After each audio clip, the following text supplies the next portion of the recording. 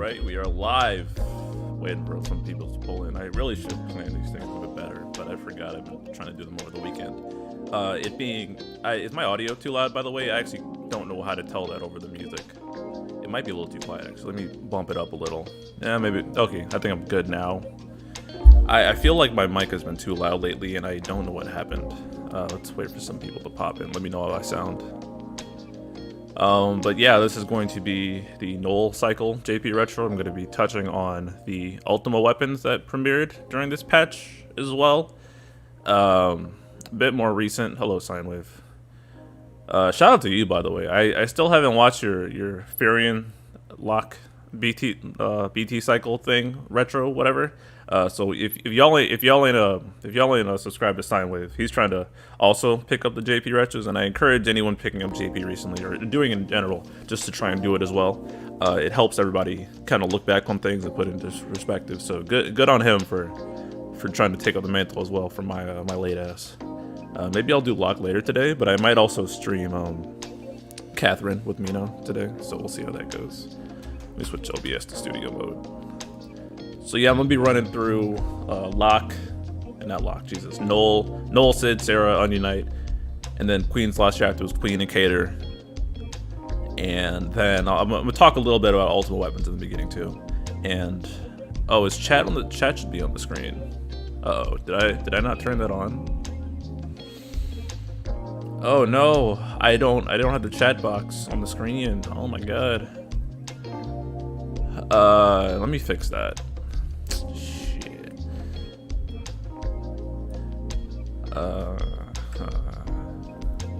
See, messing up already. I actually prepared a little bit harder this time, but I guess I forgot to add the chat box via OBS. So let me remedy that real quick. This will be better in the timestamps.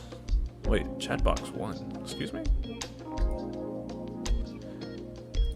Yeah, add source. There we go. So if someone in chat could type something, that'd be great.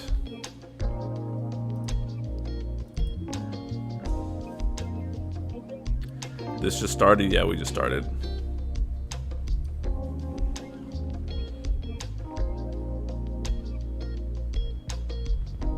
Well, okay, I don't want to call it chat anymore, because then what should I name this? How about I call it chatting? Yeah, that'd be better.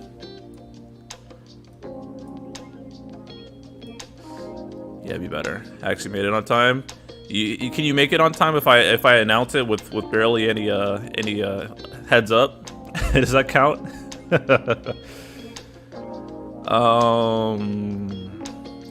You friendly hours? Yeah, I try and do these weekend streams at different hours just for other people.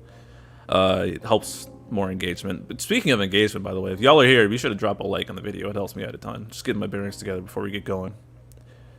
Okay, so let me put the transition on. Boom. That should be a little bit better. So now we know that I'm talking to chat on purpose. Yeah, okay, I just saw it transfer over on YouTube. Very good, very good. What up, Kim? Let's see what else. Is my audio peaking at all? I sure hope it isn't.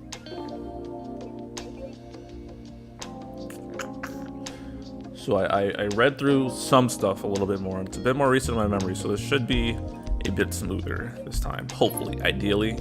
I really don't want another pain situation where I just completely fumble through whatever they got. So this should be a lot better. And you said my audio is fine, so thank you for that. That's good. All right, I'll give it oh shit, my Fitbit's dying. That's not important for this stream.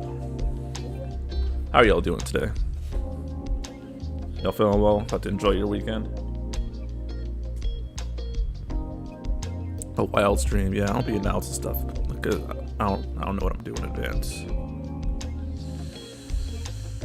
I gotta ask, what's Cyan's whole gimmick? Ignoring everything. This isn't a Cyan stream, but yeah, he ignores all forms of reductions in defense. He is a damage dealer who was consistent the entire battle. Consistent damage. And I think Necklor was talking about how it's like very true to his kit in Final Fantasy VI, but apparently he's trash in Final Fantasy VI. I don't know. Okay, let me get my let me just get a few more things in order, and then we can get rolling.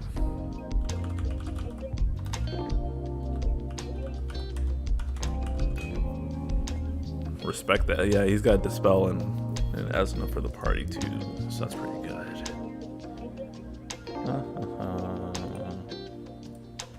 There we go. Yeah, there's a lot to talk about. Ultima weapons being one of them, and I want to try and make it simple enough, because usually my way of thinking about things is pretty simple, because I usually don't like thinking about things that much. So hopefully I can explain those sufficiently and give my opinion on them at the moment. It's been like 2 months of Ultima weapons now, right? So yeah, it should be fun. Feels like this will be a very important month in the game in global, but won't remember it in the fight difficulty side. Probably not. What's the workout look like today? It's a rest day. This is my deload week because my back was messed up last week. So I just took it easy, went light. Still the same split. I think I told the stream before, but I do the Jim Wendler's 5-3-1 program. So bench, overhead, and then deadlift, squat, and I throw some accessory. And I do the boring but big variation. So just deloading this week, and we're going to start going hard again next week. Sid, Noel, Serah, and Onion Knight. So I think I got that covered. Just pulling up my notes. Shout out to Compendium and Leobob, the sources I'm going to be referencing, because I don't remember all the details. Also, I'm trying not to focus on rework skills, because honestly, the way characters work and their skills getting reworked is usually the least impactful part of their kit.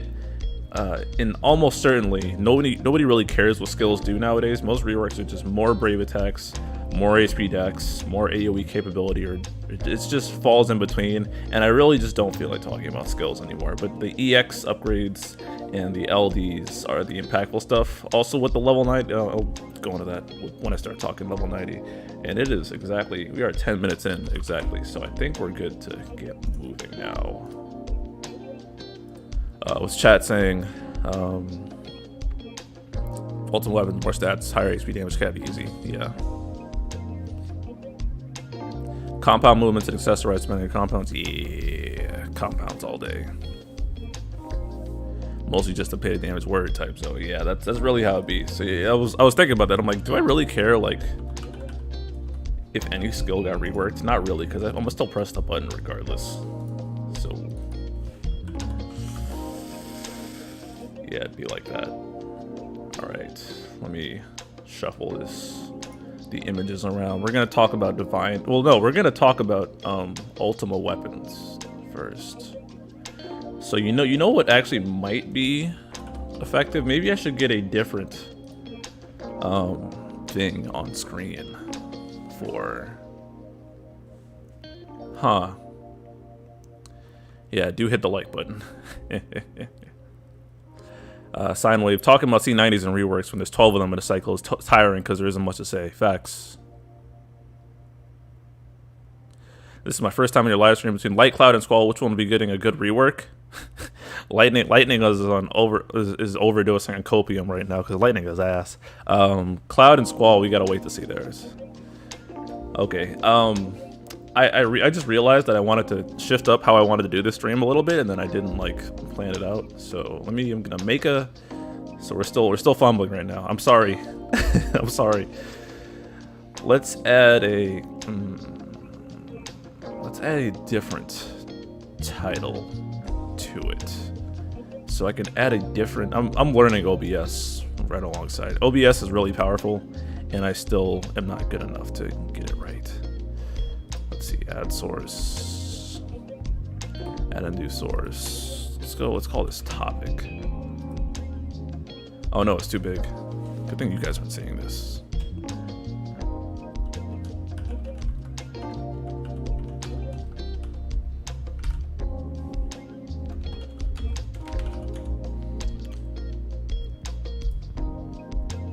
Can we talk about starting on time? That's all I got left. You're not 5 months behind anymore. Am I? I'm not. I wouldn't even call this being behind anymore, because it's more like I'm all over the place because I skipped a bunch of months, and I will go back, but just not yet. So we're gonna, let's take the, you guys aren't seeing me fumble with this, but I'm reading not planning, I am winning. Cloud better be broken, yeah. 4 days to go, yeah, I'm excited. If Zach really is the next BT as well, I'm down bad. Actually, I'm not down bad because I got resources, but I didn't expect to get slammed by back-to-back favorites this soon. So let me change the chat enabled color as well. Y'all, we are getting quality of life in this stream. So I can do a big bright red chatting thing. Oh, y'all, we are getting very powerful here. And then the oh yeah, and we can minimize that. Yeah, just banter until I get everything. I will do it later. Sadly, lighting didn't become broken, but she was brought up to par for that time frame. What, for like 2 seconds? Copium. I just joined the JP side, and my impulsiveness are out of control. Yeah, that's feels no foresight, man. I lived through you. I'm thinking of JP. Rip Obi. Been nice knowing you, bro. Meteor ain't having 10 dumps. You mean 20? Hey, listen. I'm getting better at this. Like always, my goal is to just do better than last time. If I'm doing that, I'm still aiming for the get it done in an hour. And as long as I hold on to that goal that I never hit, I'll reach it eventually. So I'm not stressing. I'm not stressing. Where is that at? Let's put that down there. View count should stay on top. Okay, we'll keep the topic frosty. So I'm gonna just call this. And can I center it? I'm just talking to y'all. I'm talking to y'all right now. My goal is don't suck. Hey, that's also my goal. Just in a OBS is on something else. All right, so I'm gonna hit transition. It's gonna look a little bit better. That's a little bit more informative, right? Considering Zach is a tank, hopefully he gets a counter with this BT rework. I disagree. Zach doesn't need off-turn damage. Zach needs on-turn damage because that's always been his thing. Zach is the you press a button and do a nuke button. So Zach just needs to do more damage on his turns. Zach is still viable right now with his LD, so. Trying to get it done in an hour with 20-minute starting times. Leave me alone, bruh. Leave me alone. Okay. Oh man, I didn't deserve this violence. Okay, so I think I am very good to go now. I'm gonna start talking about Ultima weapons and C90. So let me talk about what we got at the beginning of the month. Not gonna pay as much attention to chat, but it is on screen. And let's change that text over. So what am I gonna call this? New stuff. That's a good name. That's a good name, yeah. And then disable. Let's rename this too. Streaming is fun. It's a nice skill to learn. Properties, no. Fumbling hard with OBS. Rename, that's what I wanted to do. Because the more I do this, the smoother it gets. Okay, I'm gonna leave chat on screen. Nope, GG2 would be too early. Also, not worried about the details. Details are how we slow down. All right, if you guys ask me questions now, I'm going to ignore it, save it for the end. All right, new stuff. So let's talk about that. So what came with this month's update? Obviously, the big new stuff was Ultima weapons and Crystal level 90, which is pretty exciting. And they opened up the BT viability rules, and like I've been saying for so long, that the BT rules don't fucking matter. The devs give a BT to whoever the hell they want to give a BT to.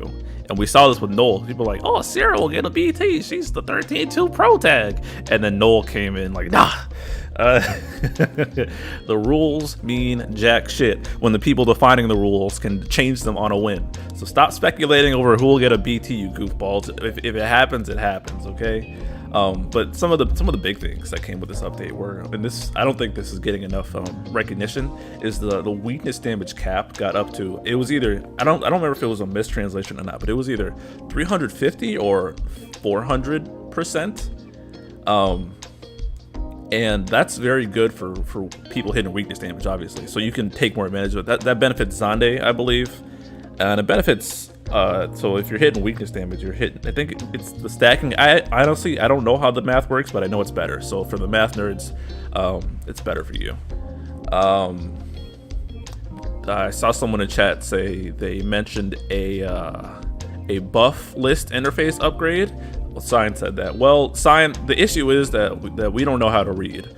So, chat's confirming it's 400. We don't know how to read. So, I'll be reading buffs. So that's probably a good thing that we can do. But I didn't even look. I don't even look at it. So whatever. It'll probably be more appreciated in GL though. What else was there? So let's talk a bit more about level 90. So level 90 brings additional ability reworks and EX, not reworks, but extensions, which are not accessible, really. That's pretty good. Wait, what did I just say? I don't know what I just said, but never mind. I'm going to try it again. Additional ability and EXs are getting upgraded through crystal level passes, and this is for free, which is awesome. You get free upgrades to equipment we already had, and it makes a lot of characters more viable and brings about the snuff. That's very good. Additional abilities no longer feel like filler either. So, you know, you get to 81, get your units to level 90. And then at the 85, I believe, it's the EX upgrade. And then at 88, it's the AA upgrade, C65 upgrade. And then once you get them all the way to crystal level 90, they can use the Ultima weapon. So if you're trying to run someone with an Ultima weapon, and this is, I'll go into it a bit later, but the co-ops got really, really tanky and thick, and that's probably one of the biggest irritations I have with the game at the moment, that the co-ops take so long. But I think I was spoiled by the fact that we were running co-ops and not claiming everything for a while, so I gotta grind a little bit more, but I think that's where they want the game to be at. So I'm not completely mad at it, but it just feels like I'm wasting a little bit more time in JP currently. But so Ultima weapons, they make you, they up some caps, and I think they give HP damage up, and their stats are on par with a BT weapon, I believe. So it's more of an equalizer for the cast. So I've had this working theory that they've been, and I'll go into this when I talk about the premium benefits, but I have this working theory that they are buffing, they're making the game easier for whales, but they're not making it harder for free to play necessarily, which I think is a great business move. So if you want a whale, and there's a great incentive to it with Ultima weapons, because you know you can hit harder caps, you can make your favorites work even harder, make them last even longer. So I think this is a great business strategy, and it feels also with BT Plus like they were they want the pro tags to shine, because you know everyone loves the pro tags. So by BT Plusing and then having you rely on those potentially, and if you want to roll around with BT Plus teams, that's good. But if you got also if you got some in between favorites, and you can Ultima weapon them up and make it work like that. So I think this is actually a great system. And the way you get these Ultima weapons or these materials are just doing content, obviously. And there's missions attached to characters who have level 90. So I think it's like 10. I think you get 15 per character. I don't know the exact numbers, so nobody really cares about the exact numbers, except for math nerds crunching that out. But who cares? But there's a mission for, and they invented a whole entire menu for it too. So you got there's a mission for getting the character to level 90, and that gives a number of cores, and I'm sure chat's correcting me right now, but I'm not reading what y'all are saying. And and then there's also use them in a Lufenia. And so each existing Lufenia got 3 slots or 3 missions where you can run a level 90 character in there, or let me say it. A level 90 viable character in there, I believe, and you can lock them in there, and you can get the mats there. And this also retroactively applied to Ursula's event, which came before level 90. So you want the really important thing to do with Ultimate Weapons is you want to knock out those limited time Lufenias, because those don't come back. Otherwise, you could just kind of dick around with other limbs and get them at your leisure. But also with the whale pass, they made it so that on Cosmos and Chaos you can get 10 a pop, 10 Ultima cores a pop on them. So that's you're getting a bit more of income, Ultima weapon income from the whale pass, which they really needed to buff the premium pass, because if you had every burst in the game at some point and you farmed all your artifacts, there was actually not that much reason to get the premium pass. I actually stopped getting the base pass in JP because artifacts are not nearly as important as they used to be, and yeah. So I'm glad that they buffed the premium pass. They're making it more accessible for people who want to spend money, which is a good thing. I don't know if they have weapon packs for Ultima weapons, but they probably need to. I think monetizing a lot of stuff is definitely something that the game should do. And again, raise the ceiling for whales who want to just stomp stuff. If you want to, it's actually kind of hard to whale in this game, because there's been a lot of times where you can get the most like overpowered stuff on the banner and it's not an easy win. Whaling should make the game very easy to beat. So I think that's the direction they're trying to go, and I'm all for it. What else? But anyways, I don't know the exact numbers for getting an Ultimate weapon. I think it's 50 to get one at base. So my strategy right now with Ultimate weapons is to just get the base weapons for people. Will that strategy age well? I don't know. Probably fix it up. We'll probably have it more analyzed and well thought out. But I'm keeping them at base, and it's 150 to get them at a limit break. So I don't know if it's possible to get a full weapon max limit broken. I also don't know the stats, but I know it's a lot of cap breaking pretty much. Don't worry about the numbers. The numbers don't really matter. All it is just more. What else? I don't know the exact stuff, but that bonus for the premium pass. Honestly, I was thinking about it. Like, that's actually high key tempting. For getting the premium pass. Like, if you really love this game and you're trying to make a bunch of people work, that is actually a very over like costumes and stuff. I think they made the premium pass worth it in that regard, because big numbers equals fun. So yeah, I think I covered this decently. Is there anything else I had to say about? Again, the free upgrades are very good, and we yeah. So that's all in Ultimate Weapon side. On the crystal farming got a lot easier as well, because always whenever we get a new crystal tier, they make the old ones easier to farm, and they actually cut down the cycles to 2 different missions. So we got tier 1 through 3 in one mission. It's like a level 10, so this is great for newbies. And then the second one is tier 4, 5, and 6 only. And I don't know if they buffed the rates or not, but again, this is way more accessible. And T6 are farmable now, so this gives us even less reason to get the T6 in JP. In global for the co-ops. So I'm a big fan of that.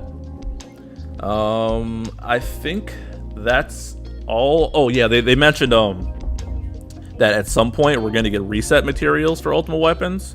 It's almost certainly going to be paid. So probably, well, I can't prescribe a good strategy for global right now, because I'm probably going to end up regretting what I'm doing. Maybe spreading them out, but those stat buffs, bringing them up to BT characters standards, are pretty good. So yeah, that's about all for the updates, I think. Let me catch up on chat. Okay, I'm paying attention to what y'all are saying now, so if y'all want to throw something my way. GG2. I think they're trying to buff the LD only units because before there was a massive gap. Agreed. EX skill is doing a lot more damage, yeah, because it really didn't feel right. The kit's being disjointed like that. These EX upgrades are definitely substantial. Getting double character points is huge. Can't imagine not getting the base pass. Well, the thing is, like, after a certain point, after you've had those boards for a certain point, it's kind of diminishing returns. Like in JP right now, I have like 300,000 character points, and I'm gonna never use those. So, the deals in this game are poop. 40-40 is that the Brave and HP caps is the ending stats. That's dope. Even double character points are not enough to max all characters to get upgrades if you didn't have them reported before. Well, Kim, the thing is that it's diminishing returns on the Moogle Pass. So if you get it, if you're behind and you get it initially, that's a great thing to get. Like it'll help you get up to speed really quickly. But the issue is once you've had it for a while, what's the incentive to keep going? And I think that's a flaw in the Moogle Pass, and they need to buff it somehow. So the base Moogle Pass is better for newer players, and the Premium Pass is better for long-term players who want to see their favorites do like more nukes and stuff. The new 9k yen package gives a full-fledged to make a BT 3 out of 3. Nice. Are buying different Ultima weapons better than saving a max one first? I don't know. They need to make them able to remove spears, not require a special item to do so. Why? Why not monetize it? John Belmont, I'm focusing on JP by focusing on great swords at the moment. Yeah, we'll see how that goes. John Belmont, I'd love to see you do a JP retro too. By the way, I'm not begging you to do it, but it'd be nice. I'm curious to hear your perspective on stuff too. Veterans have no need for character board points and new players are struggling. Yep, and that is a problem. I think the veterans having no more need for the points is something they should also figure out. And then, like I said, I think they figured it out well by buffing the premium pass. And the base pass seems better for newer players and people who don't want to grind anymore. Because also the benefit of Divines going by faster kind of got wiped out by the fact that Auto Plus is a thing. So if you hire someone to press your screen for you, not implying anything. The fact that it takes double the time to just use it on Auto Plus isn't that great of an incentive. So maybe if you're strapped on time or strapped on resources, it's good. But I think they need to do a better job of monetizing or incentivizing people to come back to Mod Pass. I respect players that invested in weapons fairly early. I don't pay enough attention to my JP stuff to pull it off. I mean, fair enough, John. Yeah, I mean. And any opinions are necessary. And I'm always, again, anyone listening, I encourage everyone to make more content. Everyone's opinion is valuable at the end of the day. Yeah, that's the new stuff for the month. I think I got most of the good stuff. So let's talk about Divine Ifrit, shall we? Take the title.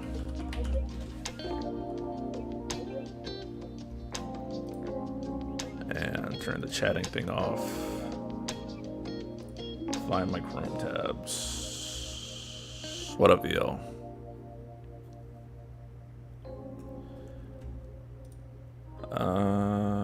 Okay.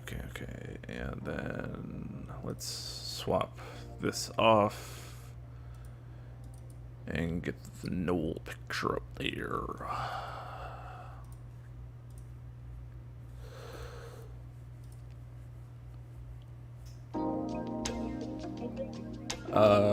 Actually, what I'm gonna do, put that over there. I'm gonna disable chat for like on screen for like 3 seconds so I can turn this into a thumbnail because I'm lazy.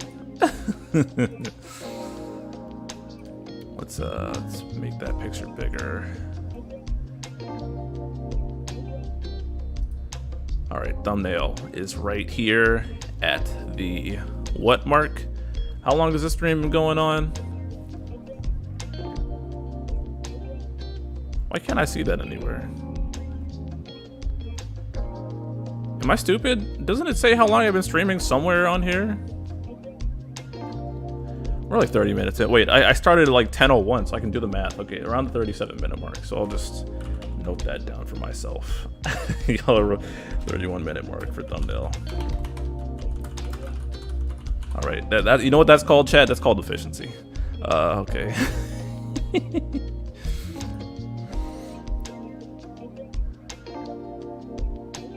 Turns off chat, asks the question.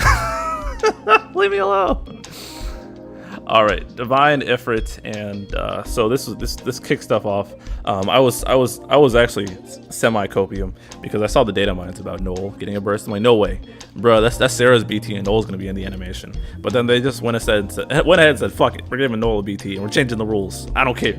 So I'm like, all right, bet.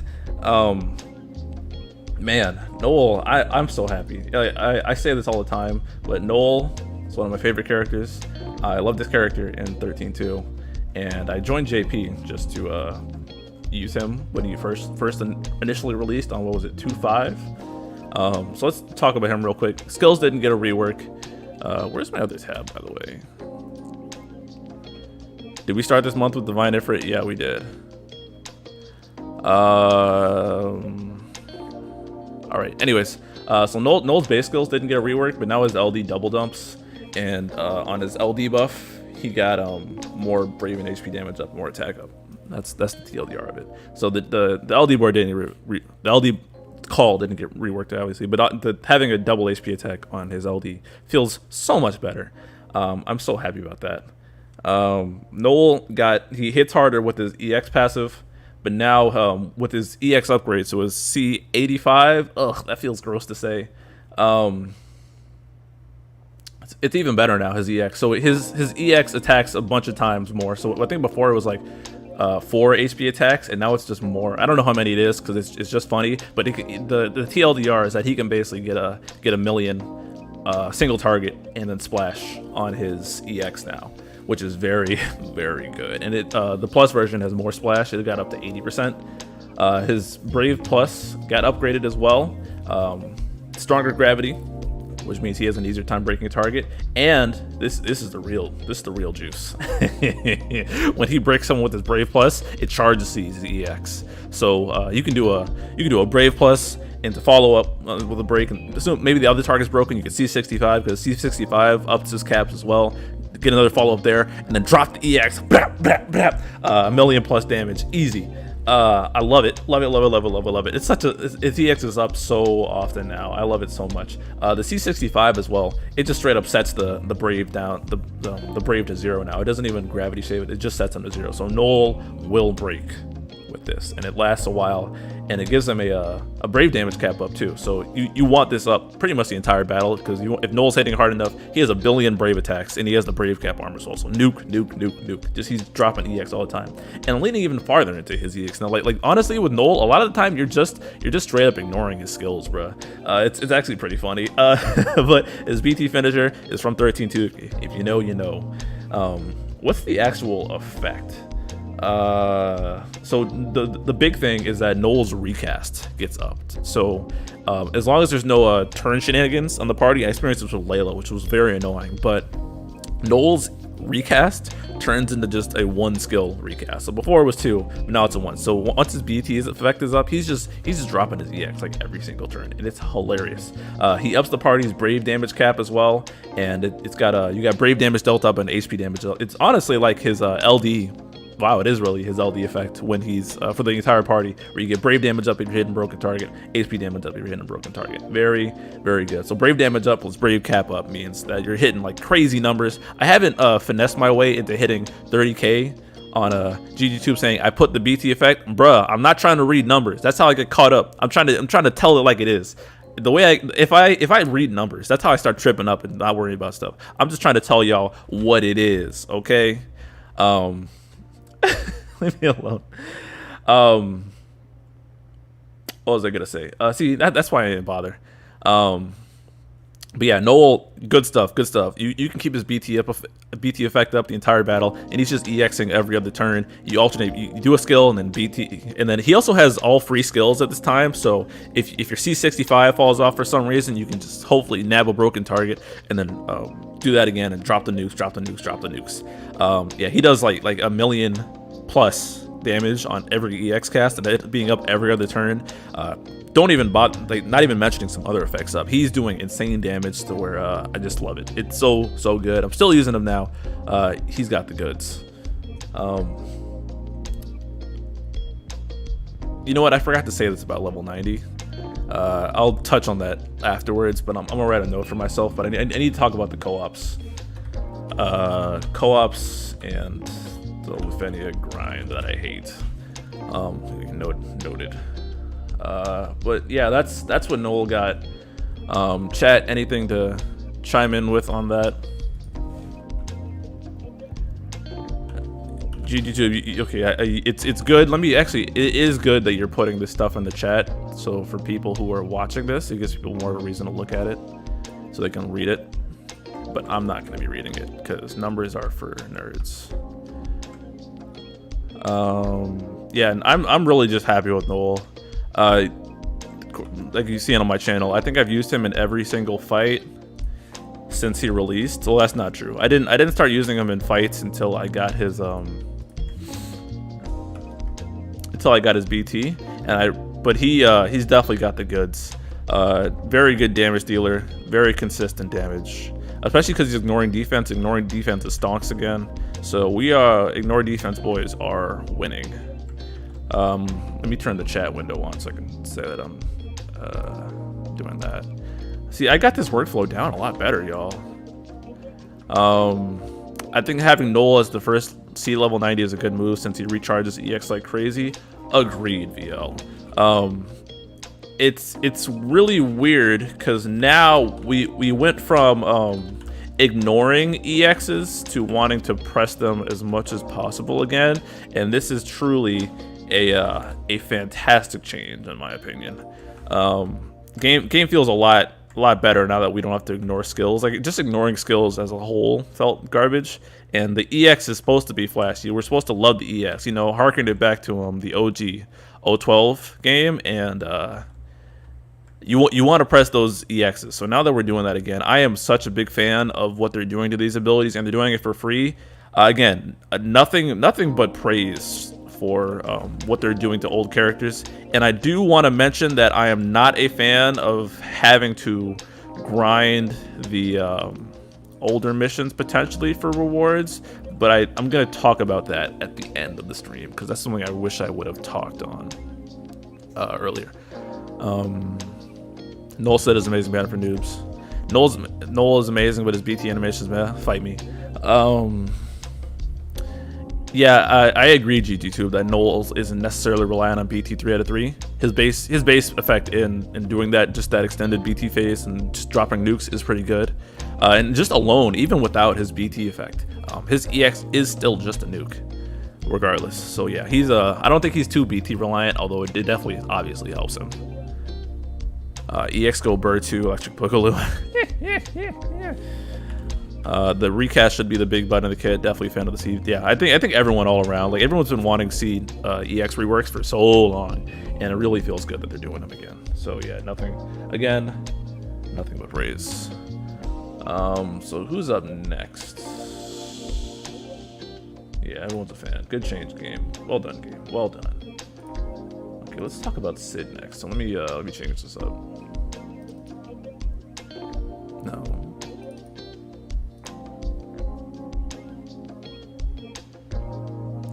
Where's my Sid picture?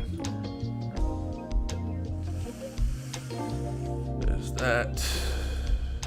Turn the chat box. Oh, nope, wrong thing.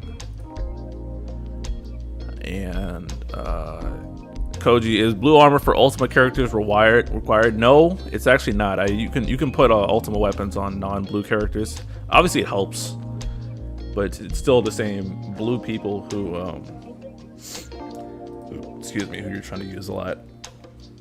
Oh no, this is the worst time to get hiccups. I need to talk about Divine Ifrit's effect too. But I'll do that after I talk about Sid. So if I forget to talk about the Ifrit effect, please remind me. Please, because I will forget. But I wrote that down. Let me write that down too. Ifrit effect. Boom. Okay, where's my buttons at? All right, cool. Sid. TC, I see your question. Save it for the end of the stream, please. Okay. Let's see. So Sid finally came back. He's been in the dirt for a while.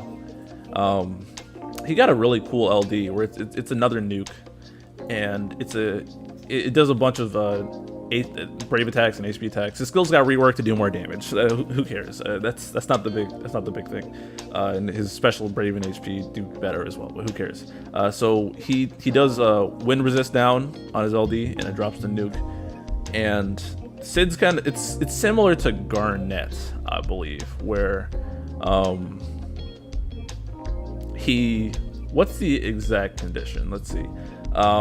It ticks up every time Sid takes a turn, I believe, and after that turn, after a party member goes, then Sid will launch the high wind nuke, and his overhead's you got a new overhead for this, pretty good. So he enchants himself with wind, and he gets HP damage up and weak damage up. So Sid's hitting really hard now. So he got his damage up basically, and he's got just really good damage. I mean, not much else to say there. And then I believe that does the attack battery the party? I think it does. It's a brave gain.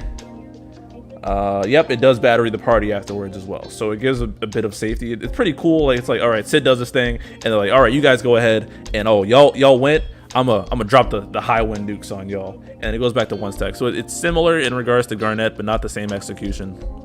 And it does require Sid to move.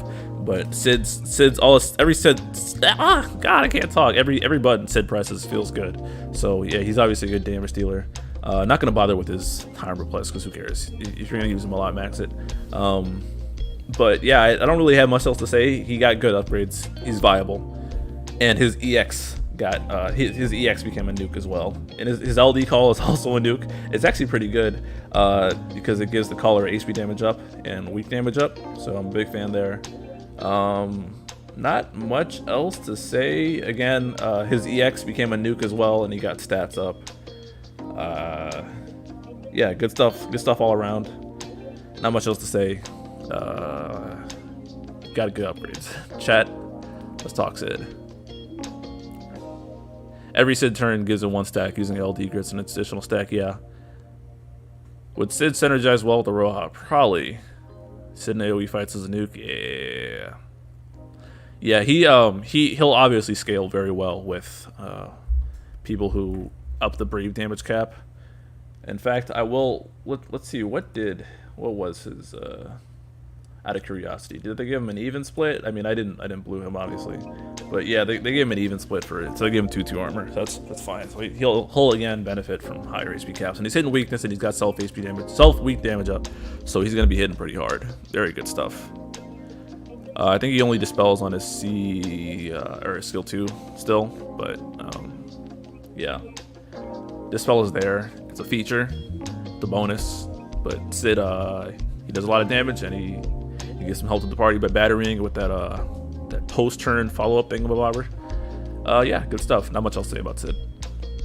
Sid is awesome, and the banner is awesome. Agreed. Yeah. So I think in my poll plans video in global for Noel, I mentioned that this banner is really good, and if you're not really interested in Noel, this is a better banner. And yeah, good for farming Ifrit as well, because Sid just cuts the HP. I don't want to say he cuts it in half, but yeah.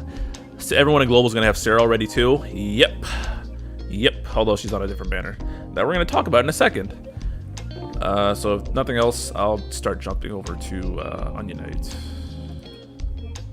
or maybe I should say Onion Yikes. I'm kidding, slightly.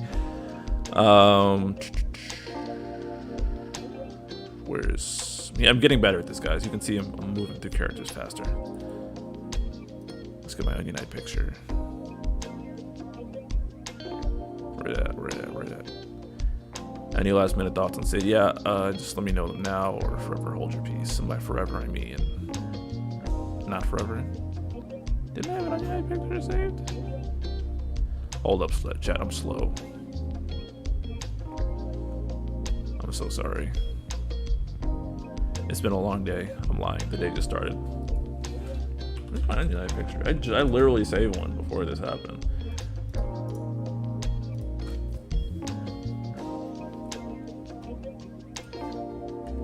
Where's O in the alphabet? 4K, bro. It's the picture. Is the picture right there?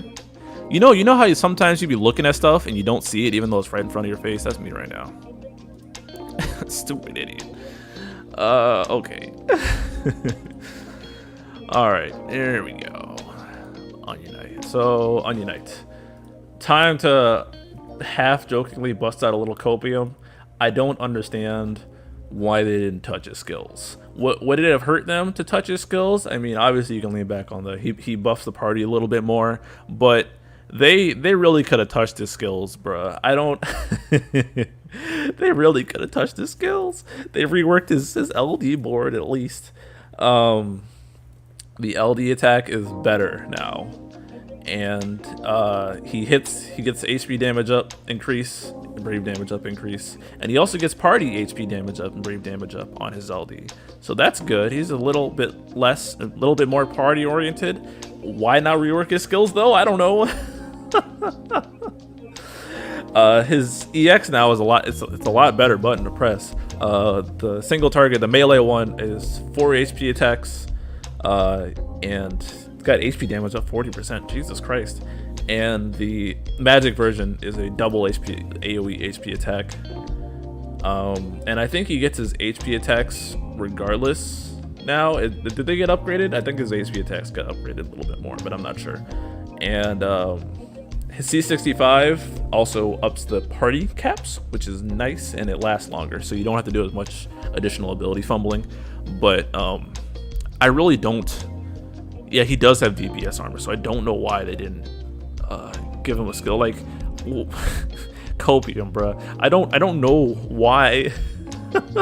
why didn't I don't know what's the next possible tuning pass you could get to get a skill rework. Like this is the new bar. Like maybe next weapon tier, because LDs are almost done, they'll actually rework his skills. But come on, bro. Like, help my man's out.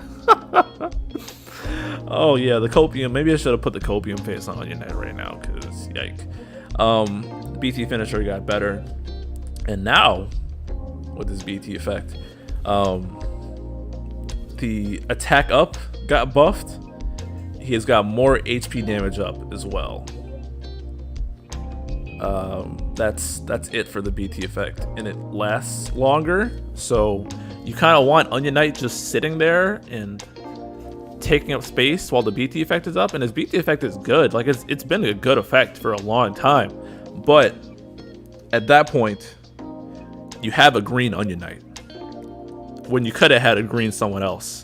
And as I'm seeing with the gauntlet that they're throwing at us with Squall, Cloud, Tidus, Zac, Noel, like right in the same time frame, and Locke's busted ass. Are you choosing Onion Knight unless you love him? No, you're not. It fits with the story of him doubting himself, being a weaker warrior light. Y'all are brutal. Around all these juggernauts, obviously Onion Knight is viable, but if you held a gun to my head and said, if you got a green Onion Knight or a Locke or anyone around him, Onion Knight is a very low priority, and we do have to have that discussion, unfortunately. And it is fine to acknowledge that he's viable, but I don't know if it was enough. Which is kind of yikes. Let's talk to chat. It's sad there's not much to talk about here. What happens if you burst plus with the melee one and you do the magic BT? Oh, that's a great question that I don't know the answer to. You know why nobody knows? Because nobody greened Onion Knight copium. Is he good at 0 to 3? Probably as filler in a Transcendence. That's the good thing about BT Plus. If you're just booking them and these upgrades, they're at least still viable for Transcendence synergy at base. So that's a good consolation. So it's not the end of the world. And the other thing about it's good to highlight the viability. Like he's not a lightning. So lightning is getting violence, by the way, on site. Let's say you're in a position where you haven't pulled any BT for a while, and you kind of need a green to keep up. If you really need that juice, Onion Knight's not bad. So I think that's something important that we should highlight. So if you were like me, like the what was it, Vayne, Garland, COD, Twins, etc., where I didn't get any burst for a while, and you need the roster update, Onion Knight can do that. So don't get it twisted. But if you got the other bursts available, I mean, Blind Eye, hello Blind Eye. Everyone say hello to Blind Eye. What up? Also, be sure to like the video, guys. Please like the video. Helps me out a ton. Oh, there is the countdown for the stream. Why didn't I notice that? There it is on OBS. 50 minutes, and we're only in the first event. Nice. Well done, idiot. Onion Knight didn't get much, but considering the content has been toned down on the JP side, you can argue you can use them right now. Yeah, totally. You can use them right now. But I wouldn't if I had other choices. But if I had pulled a BT for 3 months and I had a bunch of ingots and I needed some juice and content, I might consider it. I expected they mix the sands as a new BT or overrice old one. Yeah, ingot filler. He's usable till you get something better. Probably. I'm not gonna pass judgment because there's gonna be some person. There's always gonna be some person who is like, okay, Onion Knight's my favorite. I'm gonna run him through content and prove how good he is. And again, he has good effects. It's just that if I have better options, there are better options. If choices are a luxury, and if you have better options, I personally wouldn't go for Onion Knight. Neither choosing violence. Yeah, with support damage skyrocketing, it really is questionable. It doesn't look like it looks fun to play. Yeah, the fact that he still has his this is his chaos kit, by the way. This is like a 2 years old kit. And while that can work in the right circumstances, it definitely doesn't feel great. Okay, got KO'd. Oh, y'all are ugly. He's cool like lightning class. I'm not gonna. I'd rather green Onion Knight over lightning.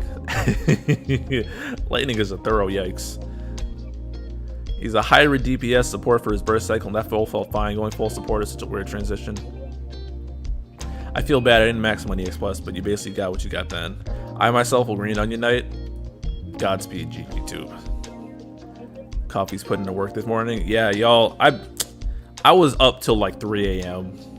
No bullshit. I was up till like 3 a.m. playing Metroid Fusion, and then I woke up at 6. So I don't know how I'm like functioning right now. I still have like 2 full cups of coffee, so I'm probably going to explode later on. And if I'm waiting for Mino to hit me back, but we were thinking about doing another Catherine stream later today, and I'm telling myself I want to stream tomorrow, but I have successfully streamed 2 days in a row. I think 0 times. So, yeah, and y'all know how I love to promise stuff and then never do it. So don't get your hopes up. Well, Lightning get her C90 at a start dash? I actually don't know. Lightning did, yes, Koji. Lightning did get her burst plus already. The fact that you have to ask that, cope.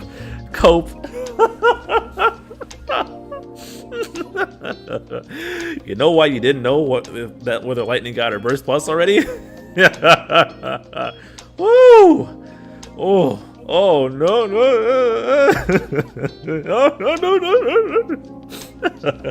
I think she got it with Jegrin. Yeah. What's bad about Lightning BP Plus? Her rework sucked ass. We'll save that for the Jegrin burst Jegrin Urka's retrospective though. So oh no. Hey, I don't know how long y'all been playing, but Lightning has either been broken or ass. Like when Lightning first released in the C50 era, busted. And then her initial C60, her C60 Awakening, no EX, ass. And then she got her EX and she was really good again. And then she got her Cosmos rework with no EX plus, and then she got benched pretty quickly again. And then she got EX plus, and then she was Bork, and then she got her LD, and then she was Bork, and now she's back in the dumps again. So I think her rework is fine. I don't think it aged well. I don't want to keep talking about Lightning. We haven't even talked about Serah yet, so I'm gonna keep it moving. Y'all dragging me damn off topic. Shaking my damn head. Alright, Serah. Don't get me off topic, or you get banned. Alrighty, Roni. I sound like my mother saying that. Jesus Christ. Serah got reworked. Finally. She needed it. Skills do way better damage. Obviously, much more battery and all that good stuff. I think her debuffs got changed, so that might be semi-significant. Let me double check that. No, her debuffs did not change. No, her debuffs did change. The attack down, her attack down on Moonlight got bumped up to 70, so that's significant. That's a very, very strong attack down. And her skills, they don't leave her empty on Brave, so they refund Serah. They don't just battery the party, they battery Serah as well. So that's a W, boss man. Her skills do more damage, that's obviously. So her LD board, so Serah gotten, this is 3 LD boards. Serah's gotten 2 LD board reworks now, hasn't she? So she got her initial Travesty in JP. She got the GL exclusive rework, and now she's getting the JP rework along with her level 90. So she's got debuff starts. And her debuffs are framed now, which is pretty good. Her LD attack is 4 HP attacks, which is crazy. Serah does a lot of damage now, which really is most of what she needed because her buffs were already good. I think that her max Brave regen numbers for self and party are the same as in global, but I don't know. And she's got party 50. This is buff from global. She's got party 50% Brave damage dealt up and 25% HP damage dealt up for the party. So that's awesome. So Serah finally got justice. GG Tube saying she's a nuclear battery, even though he spelled it wrong. Look at you.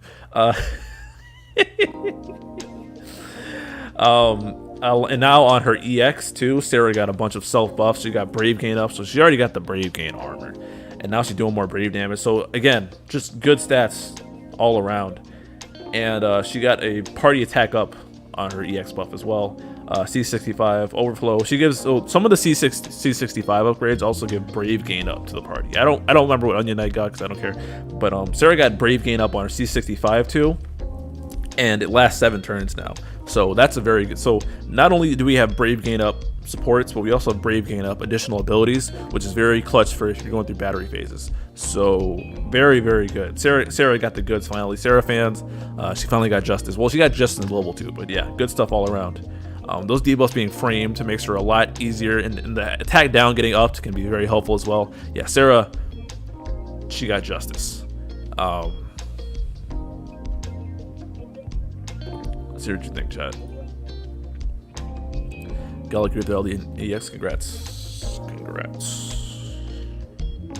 I don't know what's like this was a good, like, Onion Knight was probably the biggest loser of the batch. But I mean this whole, and it's a little overwhelming with all these characters getting a bunch of new stuff at the same time. So Serah and Porum best buds, man, that sounds like battery madness.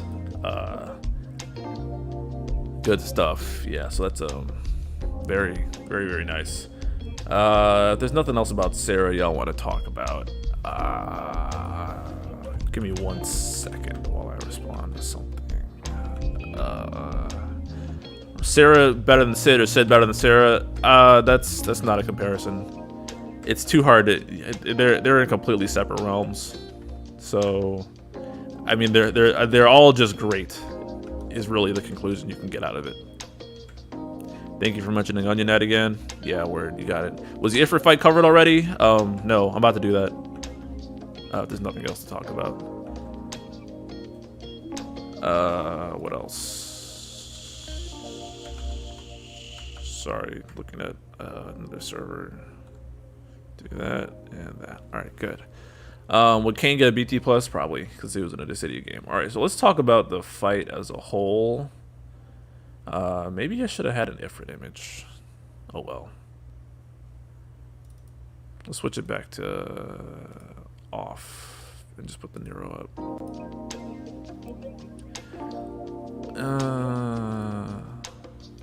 Okay, so first off, I'm remembering to talk about Ifrit's. Let's talk about Ifrit, the whole thing as a whole. So the actual Ifrit farm went by pretty quickly. So Sid kind of crushed it. So if you ran like Sid, Noel, and I think I ran Sid, Noel, and Onion Knight, and I didn't have Sid's BT or Onion Knight's BT at this point, or maybe I ran Serah. I don't remember what I ran, but it ended up working out pretty well, and just auto plussing the farm was very beneficial. So nothing really to call out for the farm there. And I did this farm without Mog Pass, and it went so fast that I didn't even care about that. So especially with Auto Plus. Mog passless farming feels a lot better lately, so shout out to them for that. Way to disincentivize the getting the Mog Pass devs. You done good. Ifrit's new effect is actually semi-interesting. So where when you call it out, the party gets a new framed buff. So it's what is it? It's HP damage up 20%, and it ups your Brave and HP caps too. So for like Ifrit, Ifrit is again the summon to bring if you're trying to do damage, and especially the summon phase. Like Ifrit's always been about the summon phase too. You pop Ifrit's summon phase and you're doing just more damage by getting a new frame buff for 2 turns. So it works out because summon phase is 6 turns. Each party member gets 2 turns of the frame buffed. So yeah, that's good for just dropping the nukes. As for the actual fight, the orb, I'm actually gonna need help here because, well, let me call out a couple things. One, the fight was bugged in JP on release, where there were points where Ifrit gained a HP regen, but the HP didn't actually regenerate. Sinewave asks, is it not extendable? Yeah, the buff is not extendable. I'm gonna talk about Layle. It's short-lived, but yeah, it's good for like focus damage phases. So this was a really weird fight, and but it was bugged in JP. So it's gonna be harder in global because it'll be working correctly. The orb, I actually don't really remember because there was some shenanigans between I think once the orb went down on Ifrit, then it went on the because it has an ad, and it got weird. So if someone remembers the fight correctly, help me out. The orb, yeah, the orb on Ifrit was wind damage and wind damage from a follow-up. So that might mean so Fujin was actually incidentally viable for this fight. So if you gave a target, if you had a target with a follow-up and you gave him Fujin, or you just put Bars on the team, you could hit this orb. But the orb also didn't kill you, and there was also a +1 for re-breaking. So but it's weird because the addition there was 3 conditions. So it was re-break, it was wind damage from a follow-up, which was Sid, and re-break is Noel, obviously, and it went up if Ifrit got a turn. So you were incentivized not to turn steal, which was interesting. And this fight had like no reductions, so you could cap damage the entire fight, which was an interesting design as well. But it also had like a bajillion HP as well, so the fight took a little longer. But most of the people I talked to like kind of liked this fight, just because it felt good to do big numbers, especially on the eve of getting our caps upped. Yeah, there were 2 modes where the fireball had the orb and Ifrit had the orb. So if the orb went off on Ifrit, I believe he did the Hellfire attack, and he debuffed you. And these debuffs were actually semi-obnoxious with attack, defense, brave damage down, and speed down. And then when the orb was active on the fireball, I believe there was an aura. There was a debuff aura where you lost Embrave, iBrave, and HP, and it reduced launch HP damage. So this is what, month 6 of Reigns being unusable in literally every fight imaginable. Sarcasm aside, you couldn't break delay him, couldn't delay him, couldn't delete his turns, Quistis obviously, and very, very interesting fight. And so the orb went over to the fireball, and it went up when the fireball got a turn. And the fireball is there the entire, you can't kill the fireball, but it was there to just be obnoxious and drop AoE HP attacks. So Warrior Light was a god here. So if you gave the boss enough turns, then the orb actually would go back off on the orb, and then on the ad, and then Ifrit, you take Ifrit's turn back, and then you'd be in a better state. But the problem was that if you didn't manage the orb correctly, you could get him past the threshold, and then get the orb back and get everything, the debuff aura back on or off of Ifrit, and then if you pass the HP threshold, just turn back on again. So the fight was like tanky and long, but you'd also do a lot of damage. So Yeah, it was an interesting fight, and I'm a big fan of this fight, especially because they're uh-oh.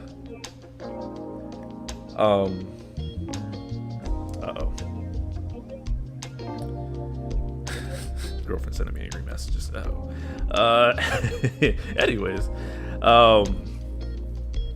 yeah, I think this was an easy fight, and it was a fun fight. It was a nice change of pace, and this signified their lenience towards not making lethal orbs, which is an interesting change because not all the orbs as of late are lethal. Very mechanic heavy. I liked it. Let me just chat about this because I'm kind of just rambling now.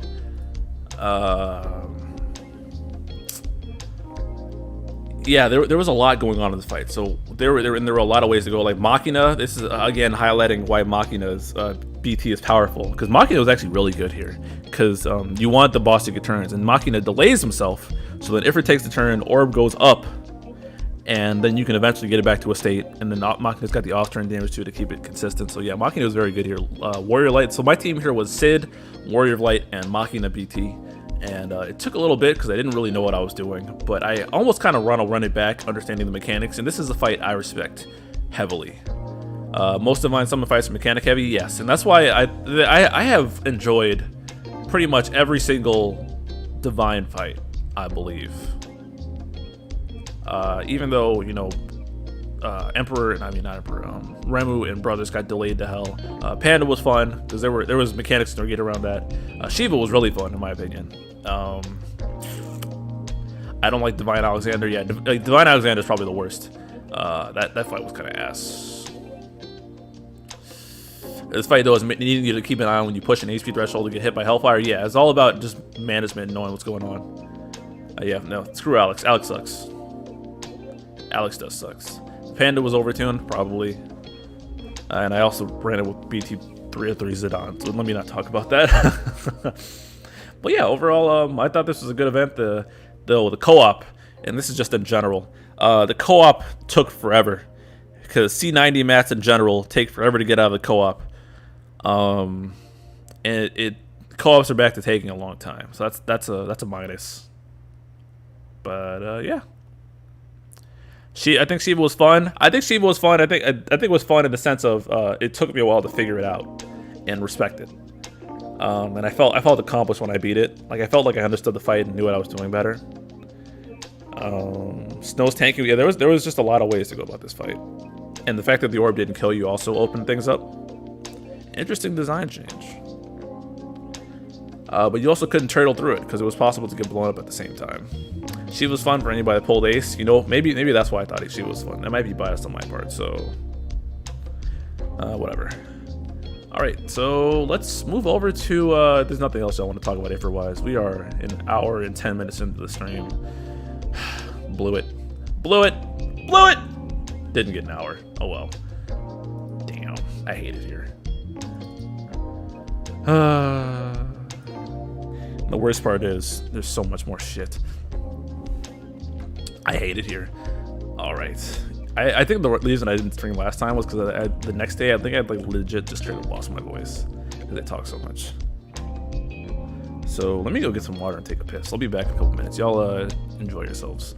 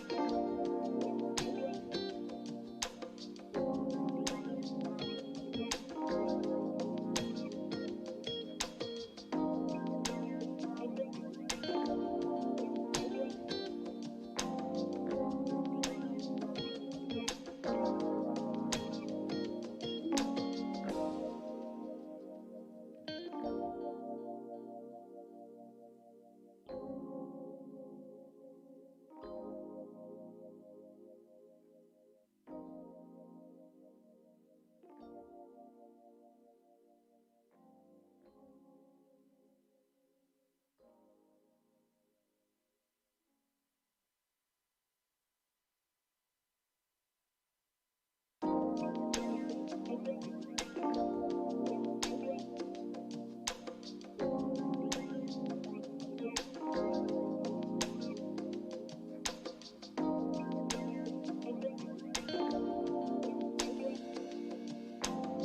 y'all, I'm back.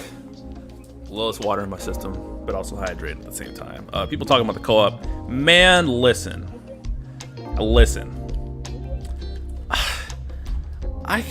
This co-op is definitely going to be on the ranting hour next week because I got a lot of idiots in my comments on the one where I bitched about the co-op for 10 minutes. And I'm like, they're like, hey, this co-op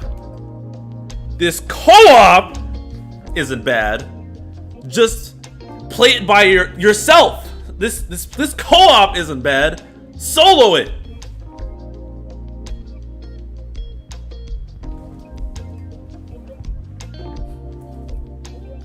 Stupid, man.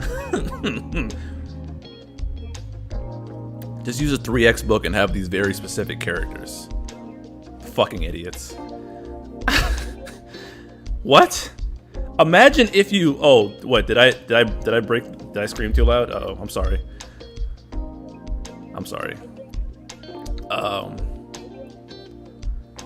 I'm glad this team game is fun solo. Yeah, like let me use it. This is the same stupidity as Sephiroth's Lufenia wasn't bad, and then just everyone just used Lightning, Reno, Kurosame, whatever. These fucking goofballs. It's so dumb. I mean, it like there's been some ass. I'm sorry about the ears, guys.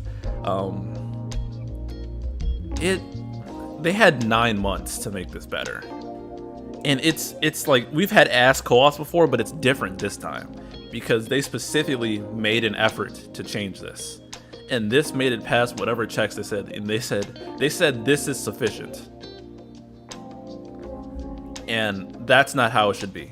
And for everyone on Discord and Reddit and YouTube who has the meta polls to make these things go by fast, good for you. But think about the people that don't have that stuff. Think about the people that can't even beat the chaos alone. Think about how much of a nightmare it is for them. Like, just as a whole, you have to put a huge fucking band-aid on this co-op to make it passable at best. That's not okay. That's ass. We should be expecting better. It blows my mind. And we should be demanding better. This co-op stinks. It stinks. It's ass. It's not okay. Was this their best? It definitely wasn't. I have higher expectations for the dev team for this. Rumble Chaos Co-op. Oh, that's something for the Ifrit cycle. Chaos Co-op is now permanent as of level 90. Yeah, it's just this could have been so much better, and that's definitely going to be ranting our topic. It's going to be violence against the just solo with people. Yeah, I value my time. So I like playing co-op because I don't have to pay as much attention to the game. It's a farm. You don't want to make farming painful. Don't justify this bullshit. Ugh, so bad. So bad. And it doesn't even incentivize using Layle. Your co-op will actively be worse if you use Layle and the launch takes longer because it'll just waste your books. So, God. All right, I need to keep it moving. What was next? Queen's Lost Chapter. I can feel myself getting heated, bro. I need to keep it moving. Ugh.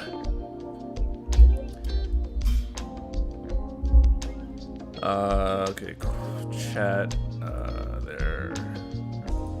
Yeah, I'm sorry if I hurt the headphones, but if you be sure to, guys, by the way, we got 61 people here and 36 likes on the video, so if y'all could help me out, like the video, it really does help a ton. JoJo reference chapter, was it really? Shooting yourself in the head pointing forward. If you're under gear, most want to play with you. Yeah, okay. I'm gonna say it for the ranting hour, but I hope you guys understand. And I'm glad I got dislikes on the video because Ho's mad. Anyone who thinks that co-op is passable is just a dick face. All right, that ain't it. We gotta do better. All right, see, look at that. Every I asked for likes, and the likes shot up by 12. You already got 12 likes in a second. That's why I do it, people. That shit works. Don't knock the hustle. All right, let's change the image.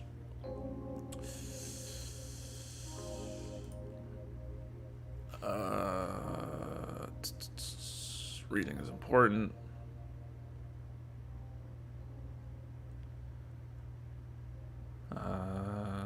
There we go. I'm glad I got dislikes. Black Nero 21. Facts, bro. First off, they're engaging. Second off, I love upsetting people, so I love being provocative, so it works out in the end. Kind of helps us live instant gratification. Yeah, we're at 51 likes. Yeah, 65 viewers, 51 likes. See, that's I gotta get on my Kevin Samuels with that, bro. If y'all ain't liking the video, I'm gonna just play music and wait. If I shouldn't bring Layle for fast calls, who should I bring? So I brought Bart's BT, and I went in the just for fun, and I let my Bart's BT sit there while the Tifa's went ham and destroyed it. A much more better experience. Did I do Jex Retro yet? No, that's probably tomorrow if I can get myself to stream again. All right, guys, we're moving on to Queen, okay? We are moving on to Queen. All right, we gotta turn the chatting thing off too. Wait, did I turn the chat box off? Or am I bugging? Was chat off on screen? No, it wasn't. I'm tweaking hard right now. Oh my god. Gets heated over a video. DC in the corner drinking everyone's salty tears. Facts.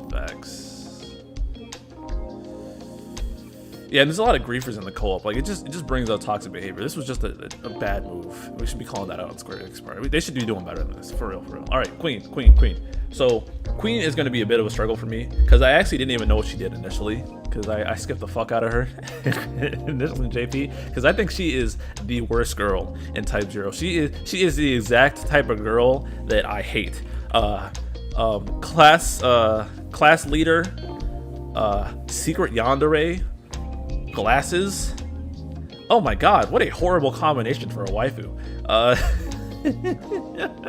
Queen is ass, bro. Give me Rem or Cater or 7 is second best girl along Sice. Give me Sice first. Yo, if I'm down horrendous for Sice, bro. And the fact that they hinted at her in the fact that they hinted at her in the chapter, the recent chapter, the Layle chapter has me on edge because that's a frame 1 pity. Ignis is chilling, but Queen, I hated Queen in Type 0 too, and I'm just like ugh. Like if you like yanderes, on a list. Y'all like the girls with fangs, so who want to love you aggressively? Nah, bro, y'all need emotional help. 7, yeah, Indo, yeah, good. 7 is second place to Sice. Sice is just amazing all around. Anyways, y'all better not be down too bad in my chat. So Queen on release, and I actually need to work on her, understand her kit for my poll plans video for next month. I think I might start that early. Maybe I might even get it out before the stream or around the stream in global. But anyways, so Queen's an Orbot. She's got big brave. She's got HP, brave, and HP damage up for the party. She's like an all-rounder for auras actually, which is pretty good. She's got a lot of good stuff on paper, and she makes the party hit hard, and she's got party last hand and all that good stuff. She got her skills reworked. I don't care. And her LD board got reworked as well. Wait, no, her skills did not get reworked. Let me change that. Her skills didn't get reworked. They're the exact same, but you kind of ignore her skills now, though. Y'all are being ugly in the chat. I'll try not to read it, but it's hilarious. Liking Queen is the same as Varking for Makima. Chill. Hey yo. Makima's best girl in Chainsaw Man. You don't disrespect the Queen. Chill out. Koji, don't get banned, bro. You're talking kind of crazy out there, bro. Leave Makima alone, dog.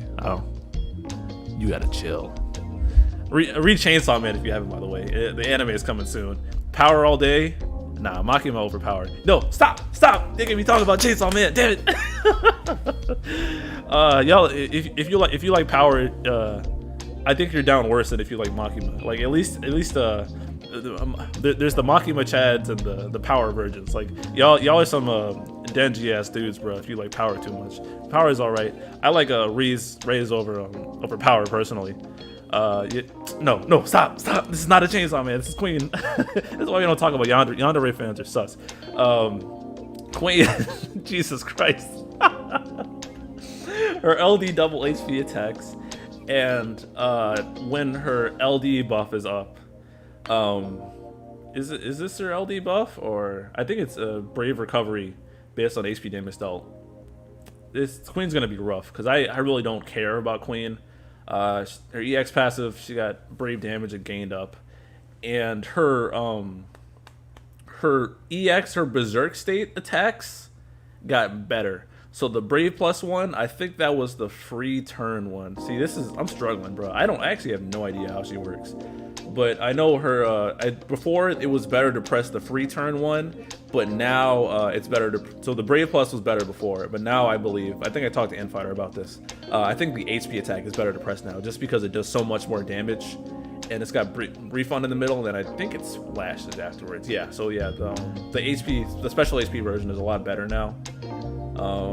She got the Brave gain, C65. So from my understanding with Queen is that you kind of want to spam, you're spamming pretty much her EX now and her special attacks, because I think that she recovers it faster. I'm leaning a little bit on chat because this is pretty rough. I really don't know how she works. It's why did I start the waifu wars? And y'all are ugly.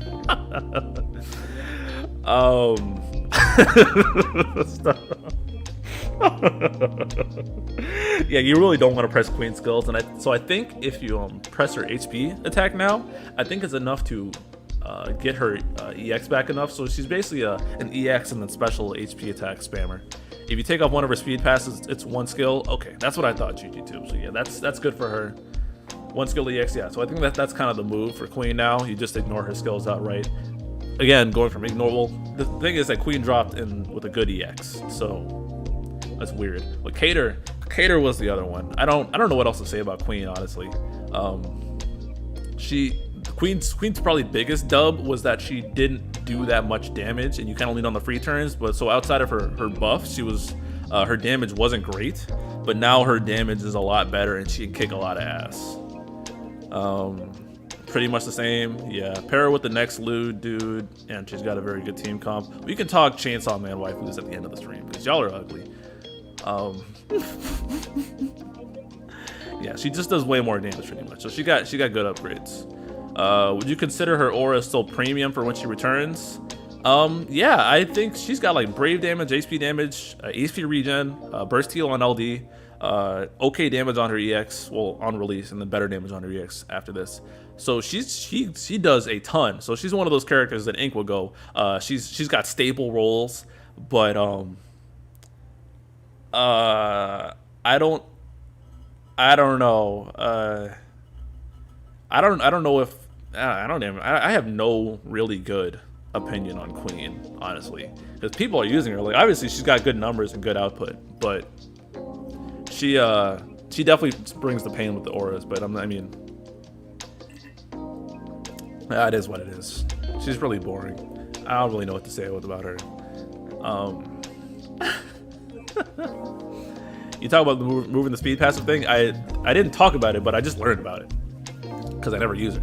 So take over speed passive, one skill EX. I don't know if that'll come to fruition in global either, for making her a better character. But her skills are just ass. Ace instead. I've been using her consistently with zero disappointment. Oh, all right. Her kit, her auras are good. Her kit outside her EX and LD is not. All right, there you go. There you go, chat. Or people watching this. Let's move on to Cater because I'm bored already. I can't believe I talked more about Chainsaw Man than Queen. That's how little I care about the character. Good character, but you know, it'd be like that sometimes. Okie dokie. GG2 is putting details in the chat. Y'all can read that. I'm not about to read it. Cater's EX got better. She hits harder now. Obviously, her EX attack also does more attacks. Still, her C65 got another use as well. That's pretty good. And it gives her attack up, and she does more, get break damage cap up. And her LD, is weird because I think I have a better grasp on what's going on with Cater. But so she went from, now her off-turn damage isn't as good anymore. It's very strange. Like Cater before, it was like, all right, you know, she got the trap damage, she's got the counters and the off-turn. But now Cater's on-turn damage because she didn't get a rework, so all, her skills are ass. But she's got charge attacks, and this is she did this a lot in Type 0, so it's really good going back to her kit. But now her on-turn damage is a lot better. So she got a new, her LD does a lot of damage. First off, it's like what is it? 4 AOE HP attacks. That's big. Ice damage. Ice Imperil, and she inflicts a freeze. It's a frame freeze debuff, and she gets a new buff as well. And the freeze debuff, it only you can't gain bravery. I don't know if it works exactly like Setsu's freeze. So chat, correct me if it's exactly like Setsu's freeze or if it's just a Yuffie style. And it's 20% brave damage up, so that's good. Cater learned from Ace's mistake. I need to be a proactive counterattacker. Violence. Yeah, her counter didn't get improved, which is interesting. I would have thought they'd lean on that more. Okay, GG2 said it is like Setzer. Okay, so yeah, so she has a frame freeze. I think she's the only character. No, Waka has the other frame freeze, where Waka's is RNG. So now she has frame freeze, and I believe she inflicts it on her LD call. So I need to double check that. But so she now enchants herself with ice, brave damage up, HP damage up, the goods. Enchant ice is important because now her whole kit is consistent, and so her brave and HP attacks got better. So they've got the level 1 and they've got the max. So you kind of want to alternate between them, and I think you want to dabble a skill in between. So you can get, so you only want to press the button if it's at max charge, obviously. But these attacks do a lot of damage. that's the big part. They do a lot of damage. So now Cater's on-turn damage is way more sufficient than her counter, and her counter is just there as a feature now. So if you need to dodge, she could do that. But her on-turn damage is really where it's at now. It's pretty cool because I also like using Cater in Type 0, so this is actually pretty faithful to what she does. Oops, sorry, I just hit the mic with my water bottle. Does she inflict the debuff with her call? She does inflict the debuff. So she is a guaranteed framed freeze character on her LD call, and it also, so both of her calls enchant the caller with ice. So there's some potential shenanigans you can do there. Let's talk to chat about that. I mean, I think Cater sounds really good. I should mention these things. I was gonna pull on this banner, but then the data mines came out for for Llyud. I still don't know how to say his name. And then I'm like, And I saw Zell was on that banner too, and I was like, you know what? Yandere suck. Cater's cute, but you know, this dude looks busted. So I went with gems there instead. And I would have gone back if I Luxacked Llyud early, but yeah, I think Cater's kit is sufficient enough to not get a rework.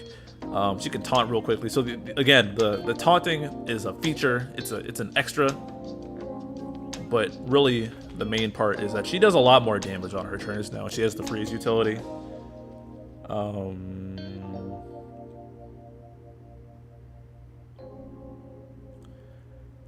6 more likes to get a 1-to-1 ratio. Yeah, like the video, y'all. Llyud, it wasn't, I don't know how to say his name. Someone help me. I used Cater's LD call to not get blown up in Seodo's Lufenia Plus. You know, that makes a lot of sense. Yeah, this is the frame freeze. Yeah, so Cater definitely got I think both these characters got really good upgrades. Like, there really haven't been any. The biggest dud so far in this whole thing was probably Onion Knight, to be honest. But yeah, Cater got goods. Nothing really else to say about her. Chat, y'all got anything else? Llyud? Man, I'm struggling. Y'all don't be ugly. You can use her triple slip as an easy way to fix her charge shots up. Oh, good call. Yeah. So her skill 2, that's not doing anything. You need to get a charge shot real quick. Just do the dodge buff again. Yeah. So Weaver skills in there if you don't have the plus versions active. With the plus versions, the skills do a lot of damage. Obviously, blue her if you want her at max potential. Cater's good. Been using her ever since. Nice. Yeah. See, and Cater and Queen feel like cases of. Oh wow! I looked on YouTube and I searched in English for 3 videos and I didn't see them anywhere, so clearly they don't get their love. They feel like basket cases for that, which is unfortunate. But they got good stuff. I hate myself. I hate myself too. Don't we all? Yeah. True. Let's talk about the fight a little bit. The fight. I don't know what to say about the fight. It kind of just melted. The thing I remember about the fight most is that it just like didn't have any HP at all, so it kind of just melted. The orb was to dodge, right? I think the orb was to dodge. Let me double check that right quick. Yeah, it was just a dodge, but then the again, the recast didn't kill you. And not the recast, the orb going off didn't kill you, but excuse me. It was a melee brave plus HP, and it delayed everyone by 2 turns. So if you brought dodges or if you brought ways to survive through that, it wasn't really a problem. And what I did in this fight was I ran Galuf. Damn, I already forgot who I ran. That's crazy. Who the hell did I run? Do y'all remember who I ran on this fight? I'm trying to search myself on YouTube. Kamari, yeah, Kamari. Majed ran, he ran Kamari on this fight. Ooh, Navari just uploaded his Palom run for Layle's thing. Nice, I gotta watch that.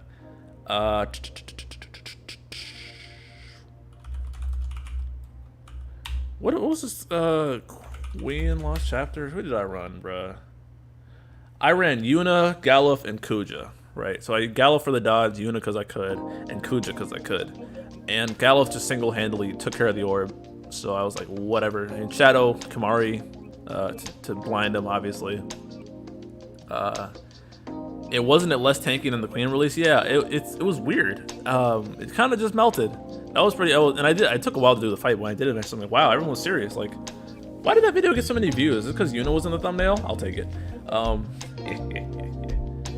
Yeah, Kamari, you could just dodge stuff. So this fight was kind of cake, honestly, all things considered. Not much to say about it. I mean, obviously, if you couldn't dodge, then you'd probably get blown up and delayed to hell, and it would be potentially dangerous. But at that point, just pull Cater if you ain't got a dodge ring. You're good. You're good. Okay, that went a lot faster than Ifrit. We're gonna do 2 hours again, aren't we? I hate it here. All right, there's nothing else you guys are thinking about. Let me just read chat for a little bit. When Queen comes out in global, thumbnail's gonna be mocking my face over Queen on the floor. Queen worth getting? I mean, if you need a buffer, someone with good buffs, probably.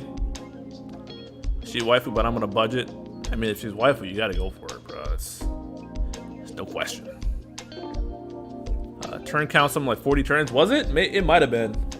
It wasn't 40 turns. Well, it didn't. Even if it was 40 turns, they didn't have enough HP to where. But we had enough guns to blow it up. So yeah.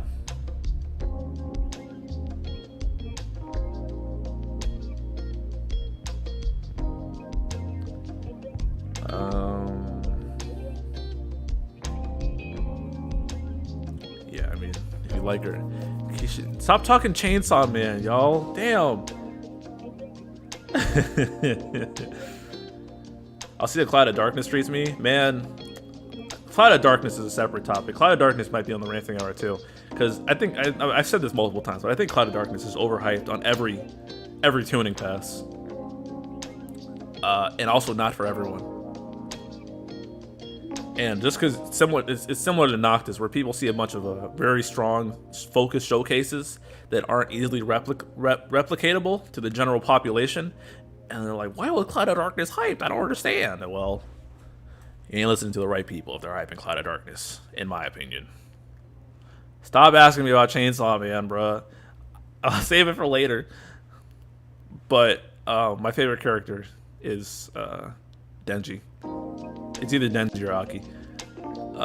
They're the goats. Okay, moving on. Stop. Okay, we're gonna talk about. Oh God. If I'm not gonna spell his name wrong, get caught in 4K. How do you spell his name, bro? Llyud. All right, I got it. Oh no, it's new characters are the worst. Because there's a lot to talk about there. Ooh, boy, that's gonna be something else. Alphabetical order. There's the picture.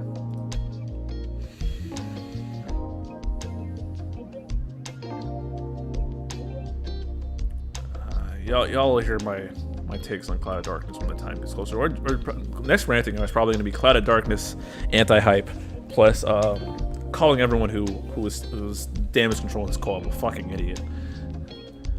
Okay, let's change that. Turn that over.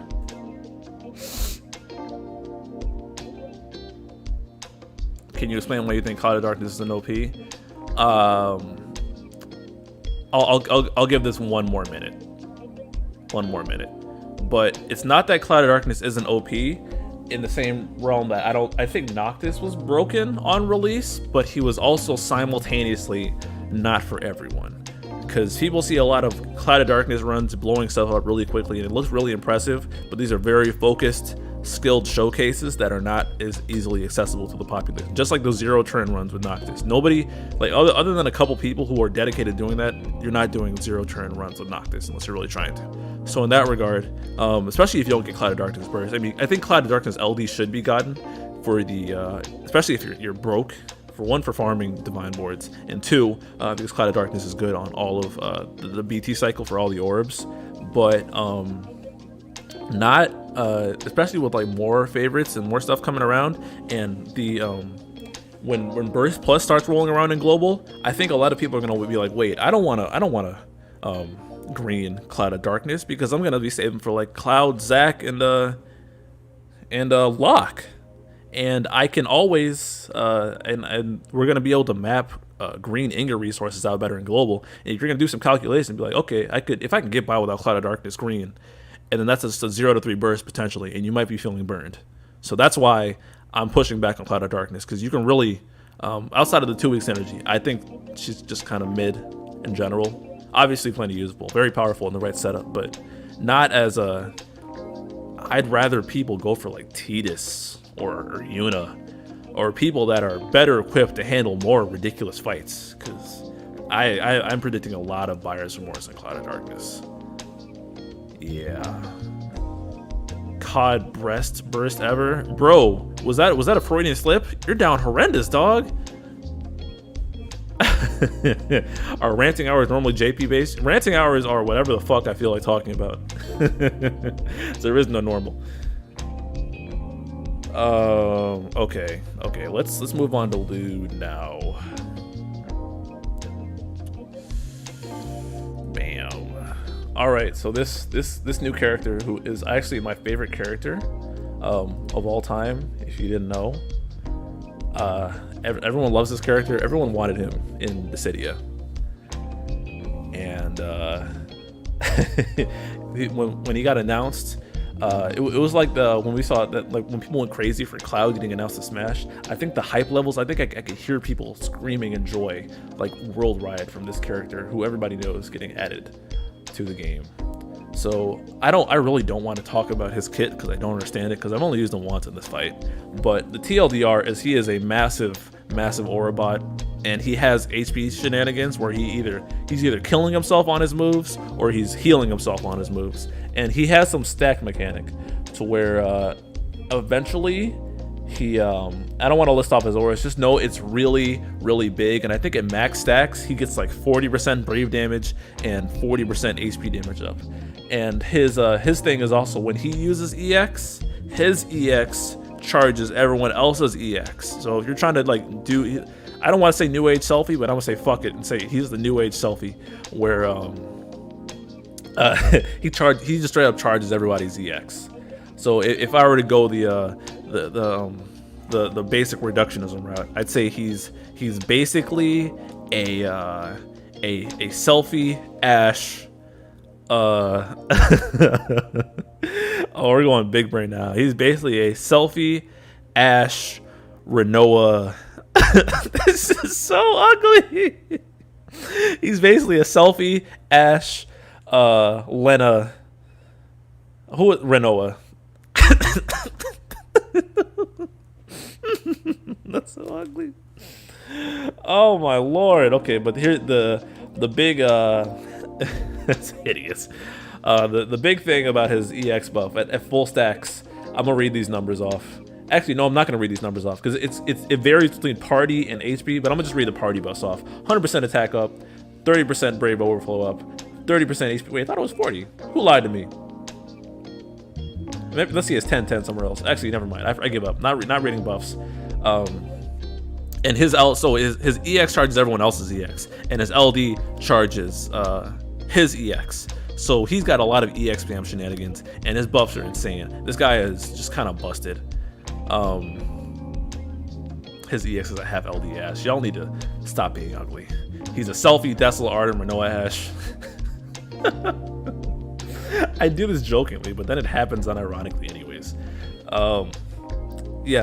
Big buffs. EX charge for the party. That's the TLDR. What FF game is he from? He is from FF12 Revenant Wings, which I think was a DS game. So yeah, not much else to say about him. Chat, y'all got any opinions on your favorite character? Why is the name just Llyud? Cause Square Enix, bro. Crackheads.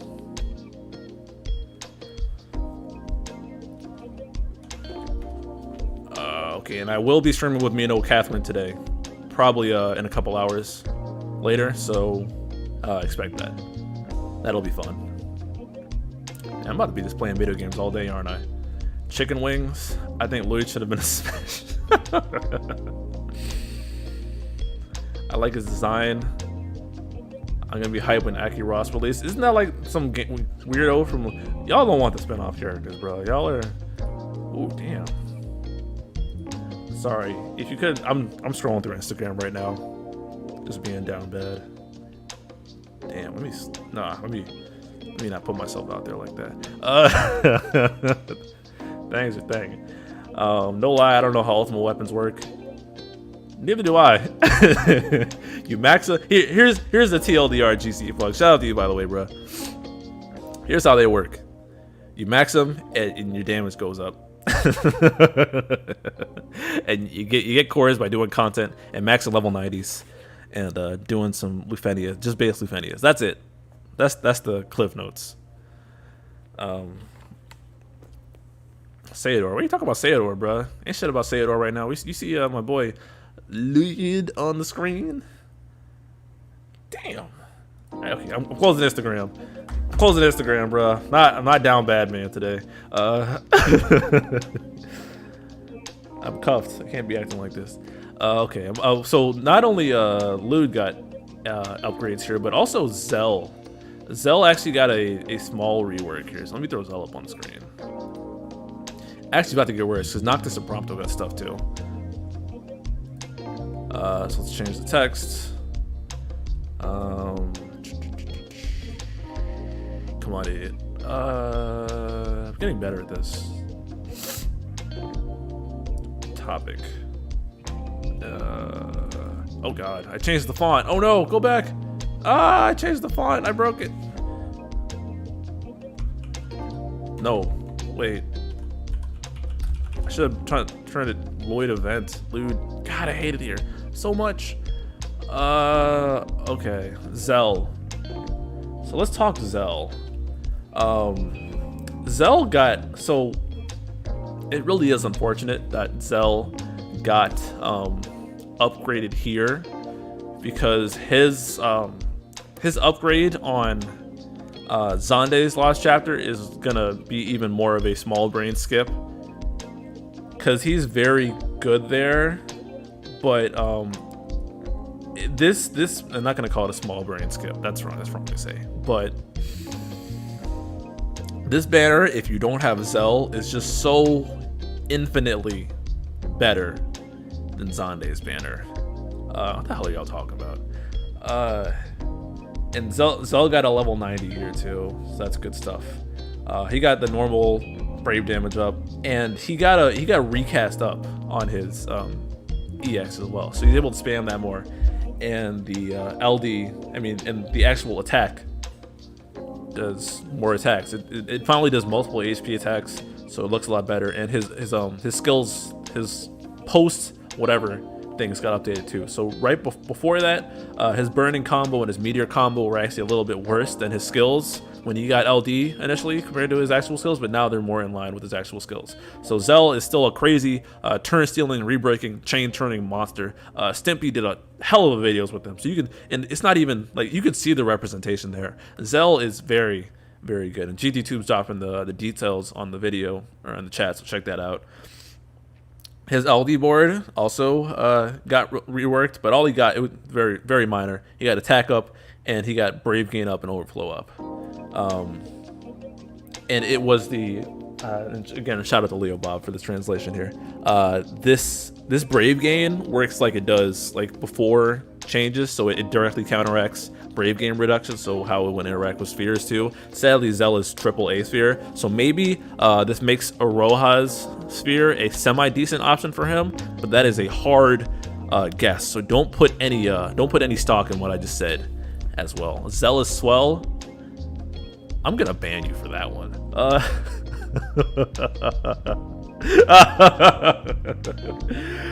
But yeah, Zell just does what he does better.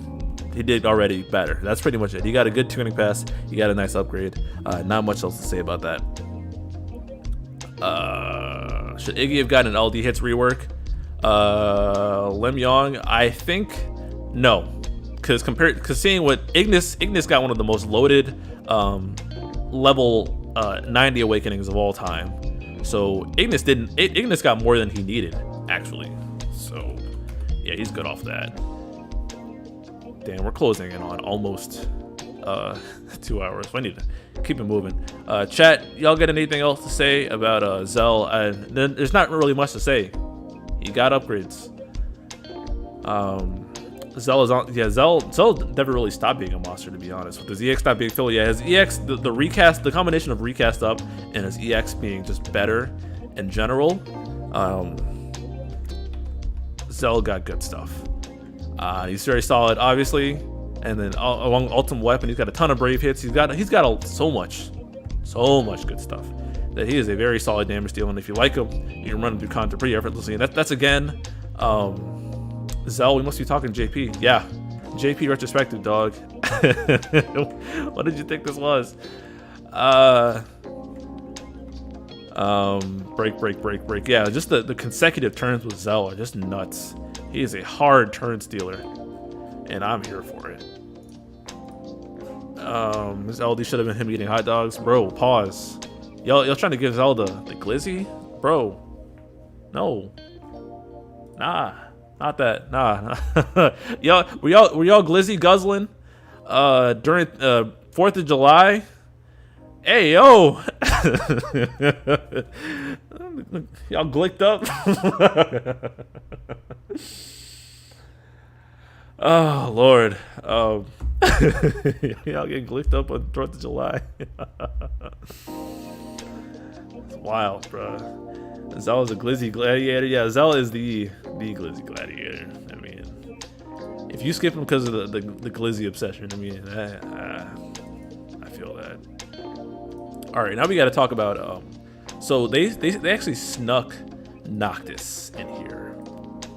They snuck Noctis and Prompto in here for some reason, and I don't know why. But does Llyud's event have tight turn count? I don't remember. Oh, I didn't talk about the fight yet. I'm gonna talk about the characters in the fight, and we're getting close to the end. Maybe I can make it under 2 hours, hopefully. Blind Eye DMing me. Blind Eye, why? Oh my god.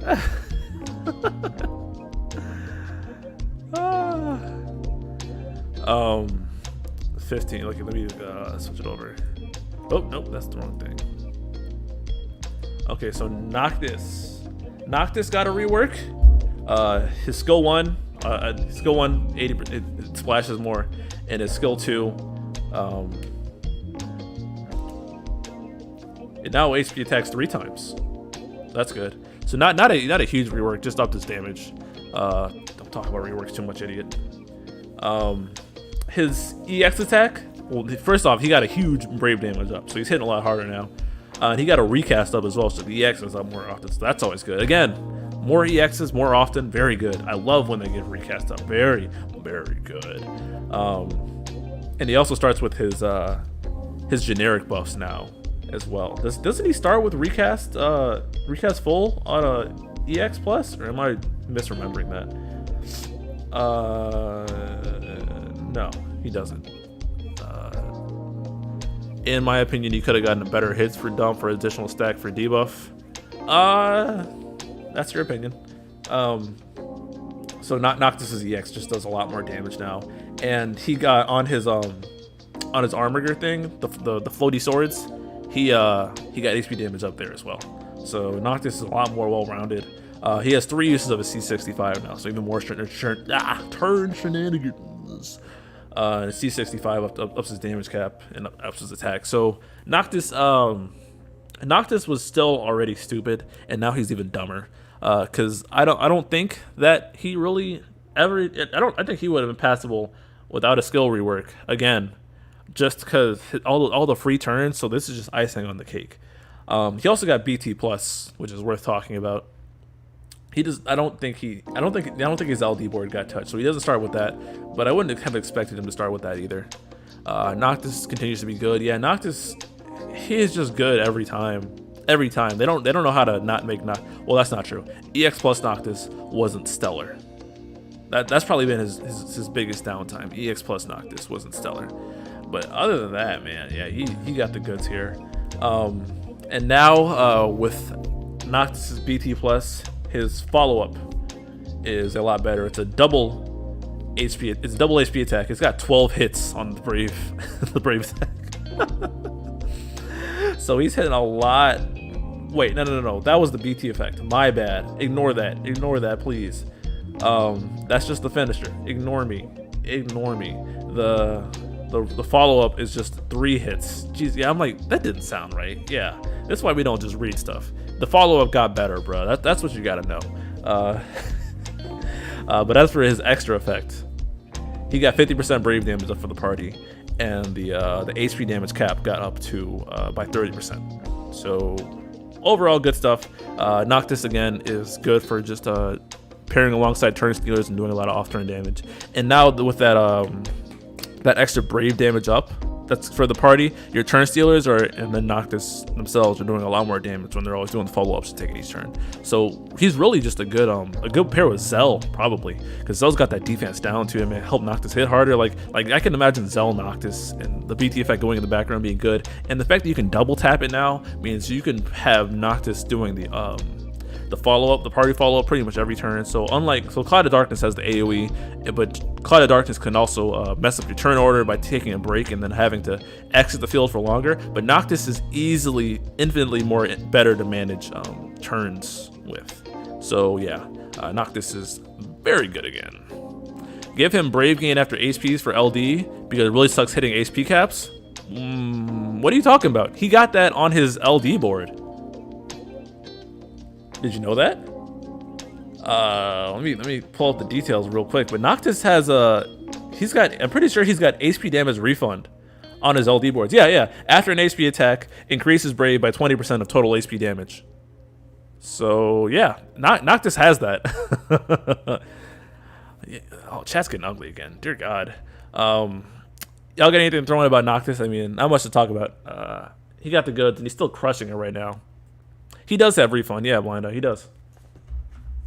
Noctis is fine. Plus all those 3 skills. Noctis is more than fine. He got all the goods.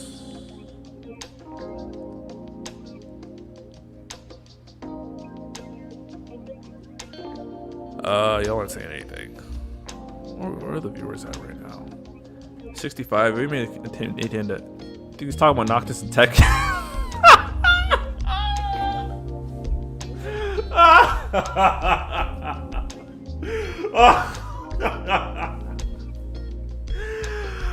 my god. Oh my lord.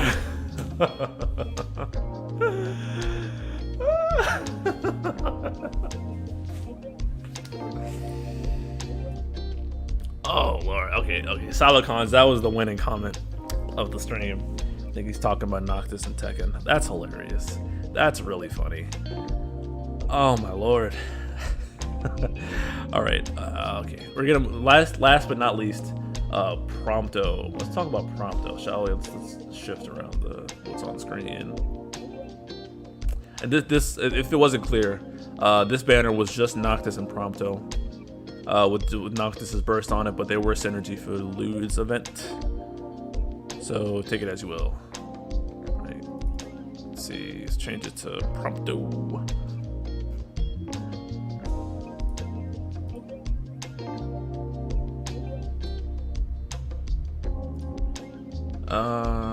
Turn that off. The chatting box probably is gonna go after next stream because don't need that. All right, almost there. Were they still in a gloss? I don't know. It's a good question. Let's see. So what did Prompto get? I don't think Prompto got a skill rework. Did he? No, he didn't. He only got EX Awakening, but so he's got Brave Damage up a Stolen. That's pretty much standard for EX Awakenings now. They get a bunch of Brave Damage up, their stats up, so they hit harder. Are the Curse Summit Lost Chapter boss immune to Terror? No. Where'd you get that from? Where are you? Bro, are you high? What's going on? He's just nothing but cap in the last 5 minutes. Slow your roll, dog. Let's see. So his EX hits a lot harder now, Prompto. And his HP attacks are now AoE, and they do. So it's 100% AoE on all of his HP attacks. So he's doing Brave. So Prompto's EX is now a nuke again. His Brave and HP attacks get a lot better as well. Screw the details, but they I think his Brave attack is an HP attack too. So yeah, they're worth using again. That's very good. Because Brave gain up, but other than that, Prompto got good upgrades. He was also still a dodger, and he got good party buffs on his LDs. And I was also pleasantly surprised when I went over the JP retro for the A cycle, and then I saw the amount of good buffs that Prompto got. So Prompto's still got a very good niche of like dodging stuff, and we've had quite a few. Like we've had not Caters. Queen's Lost Shaft to be a dodge orb, and then we had Layla's thing just be a dodge thing, and ignore defense, instant break. Like Prompto's loaded, and they brought his EX up to snuff. Oh yeah, and his special Brave and HP don't add to turn count. That's the really important part. So yeah, I mean his EX is a nuke, and he's got no turn count, Brave and HP attacks after using EX. So yeah, I mean what else when you ask for it? He's already still good. So not much else to say about Prompto. Chat, y'all got anything? His Brave HP variants are very good now. Yeah, they are, especially because they're free. Them being free is a huge bonus. Huge bonus. That'll age well.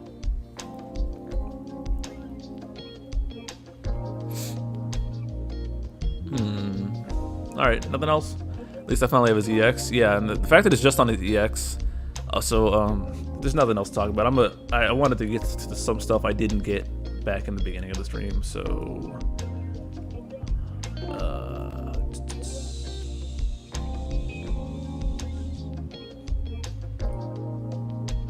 By the way, guys, we're almost at the same amount of likes and views, but let's push it higher. If you didn't like the video yet, please go ahead and do so. I need to remind them more often. And if it's not obvious, I pulled in this banner for Llyud. Alright, I pulled in Llyud's banner and got him and got Noel's BT along the way. And then my team for the... Oh, I didn't talk about the fight. Okay, let's just leave Prompto up while I talk about the fight real quick. I don't think the fight was terribly dangerous, was it? I think it was another non-instant kill orb. The orb was to consume your... It was either to take HP damage or consume your own HP. So like think Dark Cecil or Galuf what he did for his after he nukes his own HP. So I used Galuf 2 times in a row, but like Renoa, Arden, maybe. Queen obviously drops her own HP. Well, Arden doesn't do it very often, but like, if you wanted to use Jack here, I guess you could. But otherwise, just take HP damage. And these guys were slightly HP attack heavy. It was a the things from the Gabronth chapter, the headless whatever it is. It was a reskin of that. I don't remember much happening on this fight.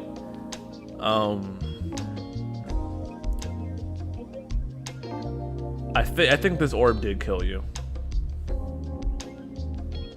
Yeah, I think this orb did kill you, so you had to drop your HP. So Galuf was a good option. A lot of people pulled for Llyud just because he's got broken auras, but it was possible without him. But Galuf and Queen and were probably the best substitutes. Maybe Renoa.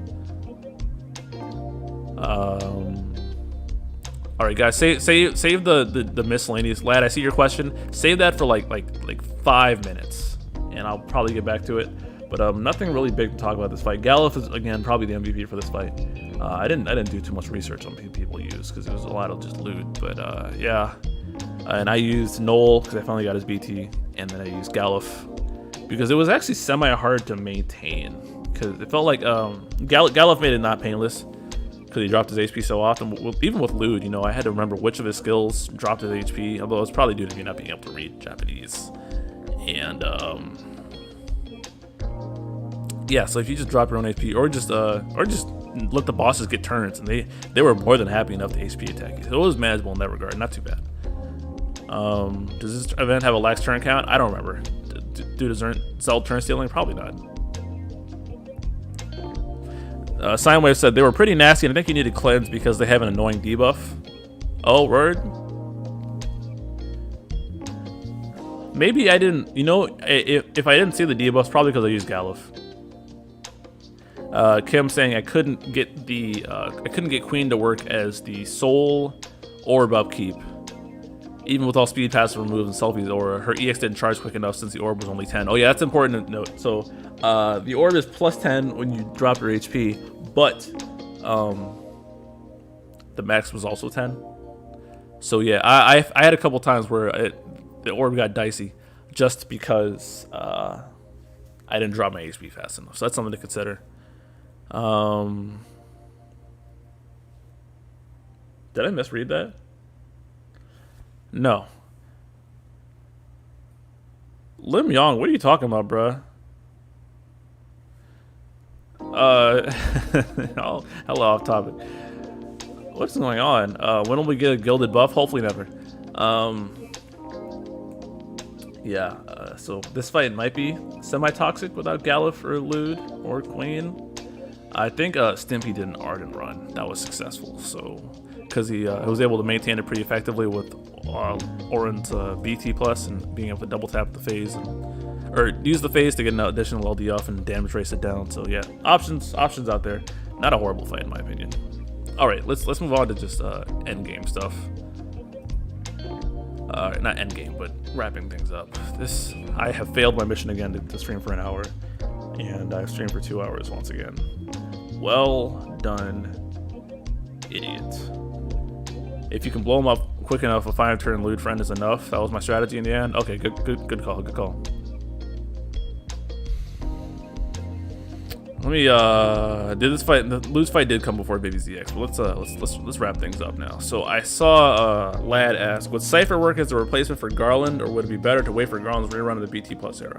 I missed out on him. Garland, I mean, Cypher is the best AoE delayer in the game. I wouldn't thinking of him as a replacement for Garland is not the correct thinking, because Cypher has better delays and debuffs, but Garland has better like single target damage, and he also debuffs speed and defense down aura wise. So and Garland has a BT, so they're not. I don't want to put them on the same plane. But if you need a delayer and you don't have one, Cypher's a real good pickup, I think. So just let me recap. Still talking. Shut the fuck up, Ninja. Don't get banned. Let's recap. So Noel, Serah, Sid, all good upgrades. Onion Knight, sketchy BT plus. Queen and Cater got great stuff. Llyud, probably going to be super hyped in global because of his busted auras, and he unironically has busted auras. Zell got better at what he does. Noctis, amazing upgrades. Good for Noctis fans. Personally, I did touch on this with Noctis, but I didn't want to invest in him because I never use Noctis because I just don't find him that entertaining to play. Doesn't fit my playstyle. But for Noctis lovers, yeah, y'all will be disappointed. And Prompto brought the rest of his kit up to snuff, and so he's all good. So mostly good upgrades all around. Ultima mats, that's what I wanted to talk about at the end too. Sign when I send the loading sign. Hello, Kashura. I'm almost done. Trying to be almost done because I'm starting to. My stomach's starting to grumble. I'm hungry. I ain't eat shit yet. Let's see. So I wanted. What was it I wanted to talk about also? The co-ops in JP are really long nowadays, and that's a bit of a drag because it takes a really long time to get the crystal level 90 mats, and then you also get mats from doing the Lufenia, and you have to do the regular Lufenia. So if you do the Lufenia plus, you'll obviously get the rewards, but if you're trying to max someone out before you do it, it might take a bit of a time, and that's a reason that I haven't been uploading as fast in JP, because I gotta get the crystals if I want to use someone new, and then I gotta max them out. I do the call a bunch of times, and I don't want to run a half-ass character without ultimate weapon in the 90, so it just takes a real while. So what the obvious solution to that is to not max everyone's crystal level 90 immediately, because you also generally don't need the ultimate weapon mats immediately. So I'm just holding off. I'll try to do those missions. It's filler content. So I guess the split between Lufenia and Lufenia Plus, I guess it's okay for the people who can't do Lufenia or have a hard time with endgame content. But the fact that we gotta go back and farm it now, and it's such a joke. It just feels like such a drag. At least with I don't know. It's okay to kind of flex on it, but I'm not a huge fan of having to do that personally. And I think it feels like a drag, and it makes me want to play the game less. Because I have like a quota. I don't play this game much every day. I talk about the game more than I play it. And like yesterday, because you definitely got to do the limited time events and knock out those 3 Lufenia Ultima missions for the limited time stuff. So then I'm like running it back with like Sador, and then running back in with Vanille, and running back with Ignis. I'm like, oh, I hate it here so much. So I'm not a big fan of that. But like I mentioned earlier, I'm glad that they're making it easier to whale and win in this game. So that's good for the game as a whole.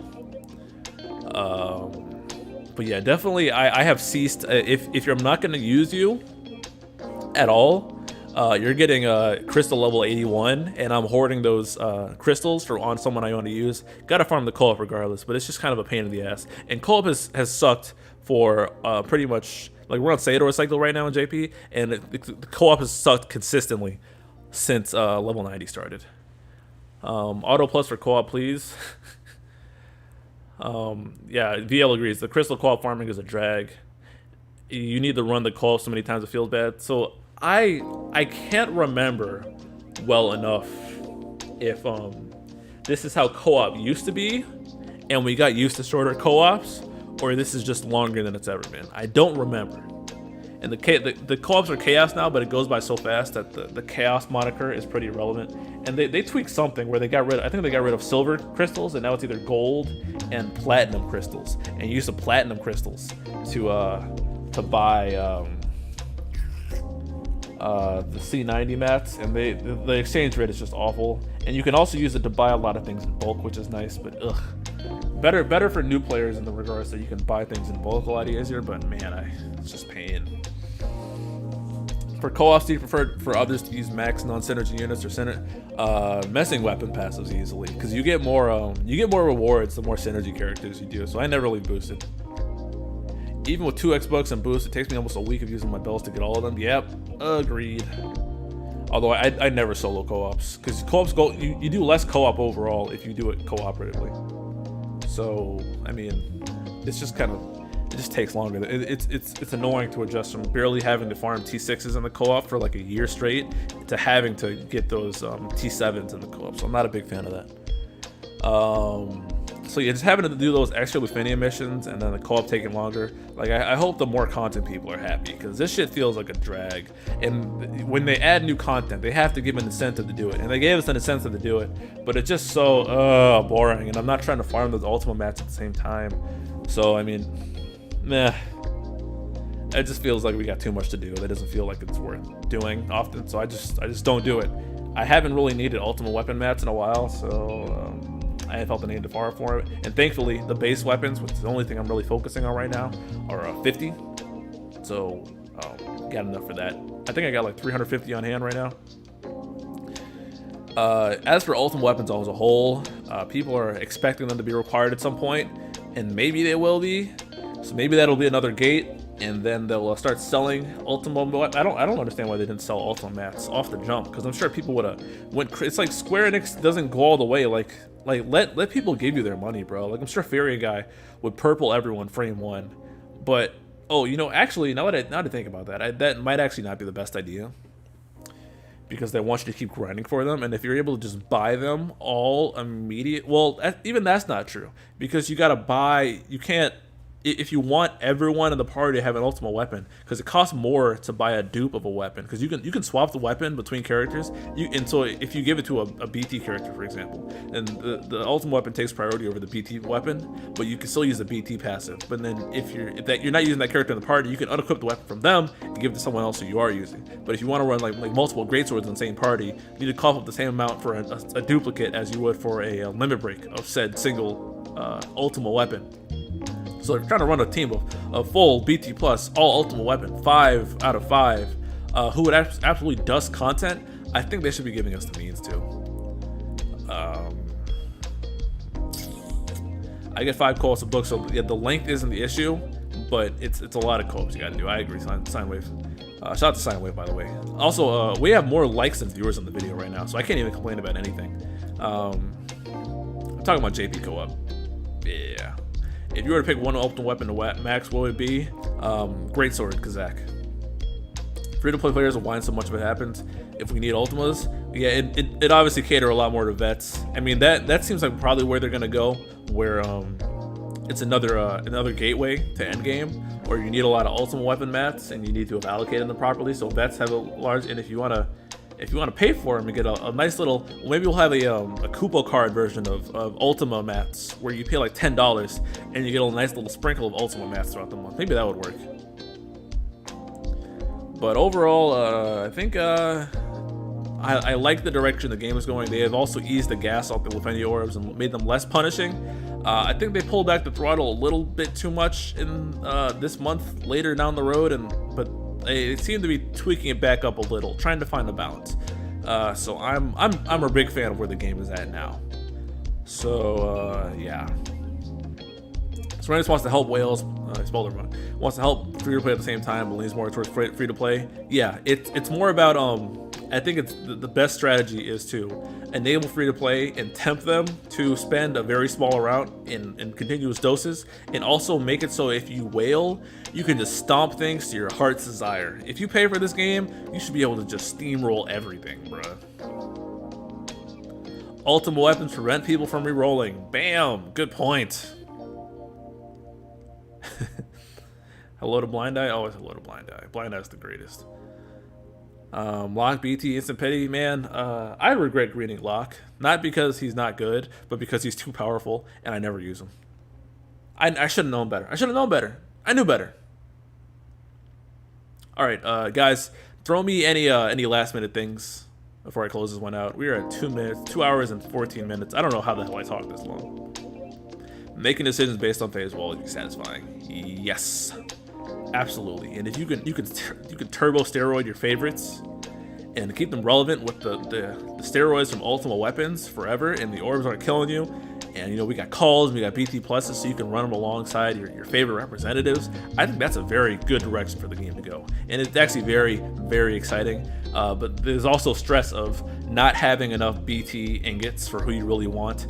And I'm looking at my ingots now in global, and I'm like, am I really gonna green ace, or who am I actually legit dead ass gonna green? Because I don't want to be down horrendous when like the Cloud, Zac, Squall, T-Dis gauntlet comes up my game at JP right now. So It's time. Oh, we gotta talk about Chainsaw Man. Oh lord, the too powerful syndrome makes you not want to use them. Yeah. I really having non-insta-kill aura is probably the best decision in terms of player freedom. Yeah, very punishing, but not insta-kill orbs.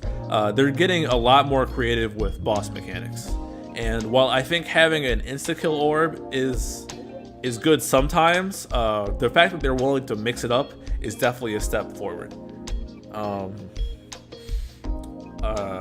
Titus was after me too powerful to use. Yeah, is Green Garland in the Stomp? Yeah, I don't even know if I'm a Green Garland in Global, to be honest. RNA Syndrome? Yeah. We want to talk about Chainsaw Man? Yeah, we do. We do have to talk about Chainsaw Man, but I'm prioritizing Dissidia stuff, but it looks like there's a lot of people with horrible taste in Chainsaw Man girls in the chat right now, and I don't know if that's okay. Mixing up is definitely the way to go. Yeah, again, like I said in the ranting hour last week, I call GL my new game plus because I aim to do things completely differently. And a lot of people who try and play both versions and try to maintain it, they get kind of fed up when the moment they started and JP comes around in global because they don't mix it up. And I had that same problem too. And I'm like, you know what? I'm gonna just do everything different. And and still obviously go with my faves, but go with my faves about it completely different. And that keeps it fresh. Mixing it up is the way to enjoy the game because there's so much variety in the game. Why limit yourself like crazy, right? Reasons of reverse unit. Koji, you're getting banned, bro. I come on, dude. You gotta do better than that. Eye Patch Girl is a good Fujin. All right, Kobe. She's all right. She's adorable. Her and her burger shop. Makima. I'm not gonna make dog noises on stream, but I'm just gonna let you guys know that I considered doing it. No spoilers in the chat, by the way. No spoilers. No Chainsaw Man spoilers. Power is all right, but people are just thirsty for power because of a couple scenes, a couple down bad scenes, for Denji in there. So if you like power, you probably just need to go rub one out. Makima, however, can tell me how to live my life, and I'd listen.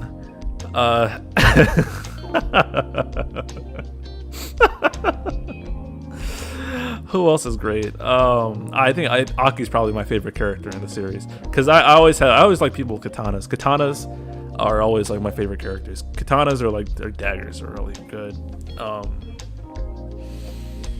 And Chainsaw Man's getting a sequel manga too, but the anime is getting done by Mappa, and that's gonna be sick. I'm watching that religiously. Gotta leave for work. We're almost done here. Thanks, Grand Move, for coming through. Thoughts on Kishibe? He's also the GOAT. The teacher figures are also goated. Spoilers. Okay, no, I should have said that on stream. I'm not down that. Am I down that? Yeah, I am down that bad. Oh Lord. Map of the GOAT. Yeah, dude. And Jujutsu Kaisen manga's coming back this week. Oh yeah. Although, again, no spoilers for any manga or any plot lines, and don't talk about plot points in chat, guys. If you need to talk about characters getting affected in any ways, don't talk about it. It's common courtesy. That being said, I caught up to Jujutsu Kaisen's manga, like right before the hiatus, right before the stuff with let me not say with the some quality family time. That's what I'll say.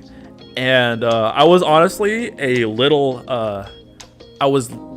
disappointed because a lot of people seem to be hyping the this might be a hot take, the city. What was the name of the city in Japan? The arc with the train station or whatever. I actually thought that arc wasn't great. I thought the pacing was all over the place, and it felt like a lot of characters got hyped up with a certain how do I allude to what I was disappointed to? Let me just say that the Shibuya. Thank you guys. I thought that arc was a little. I got buddies who read the manga, and I thought that arc was a little overrated. I was honestly a little disappointed for it. I thought the first couple arcs, and I honestly overall, if you're on the fence about reading the manga, I would say don't, because the anime adaptation is so good. And I felt underwhelmed by Mr. Strongest character, who no, not that's not even it. There was one guy who popped up in the arc who was a surprise that I felt should have done more and didn't do more and went out in a very underwhelming way. If you read the manga, then you know what I'm talking about. Again, don't name stuff in the chat because I don't want anybody getting spoiled. But I was very disappointed by that. Who was also the pacing felt all over the place. The fights were kind of hard to read, and they tried to and every time they try and explain Gojo's powers, I get confused. It is quite literally one of the most horribly explained things ever, and I don't know where I'm at with Jujutsu Kaisen right now, but I mean, I'm excited for the manga to come back. Hopefully the author got a good break in. He's not dying, so yeah. Chainsaw Man just through and through was awesome. That's gonna be a great anime. Jesus, we're all 2 hours and 20 minutes. Why am I still talking? All right, I'm done. Y'all go ahead and like the video. Shout out to whoever does the timestamps, if anyone does the timestamps. If no one does them within a day, I'll do it myself. This has been the JP Retro for Noel Cycle, and it took way too long again. I talked way too much in between. I think this is the longest one yet. I'm such an idiot. Alright, I'll catch you guys later. I'll be streaming with Mino probably later this afternoon. We're going to be playing Catherine again and shooting the shit about general stuff. So that'll be on here as well. So stay tuned. Alright, y'all. Have a good one. Peace out.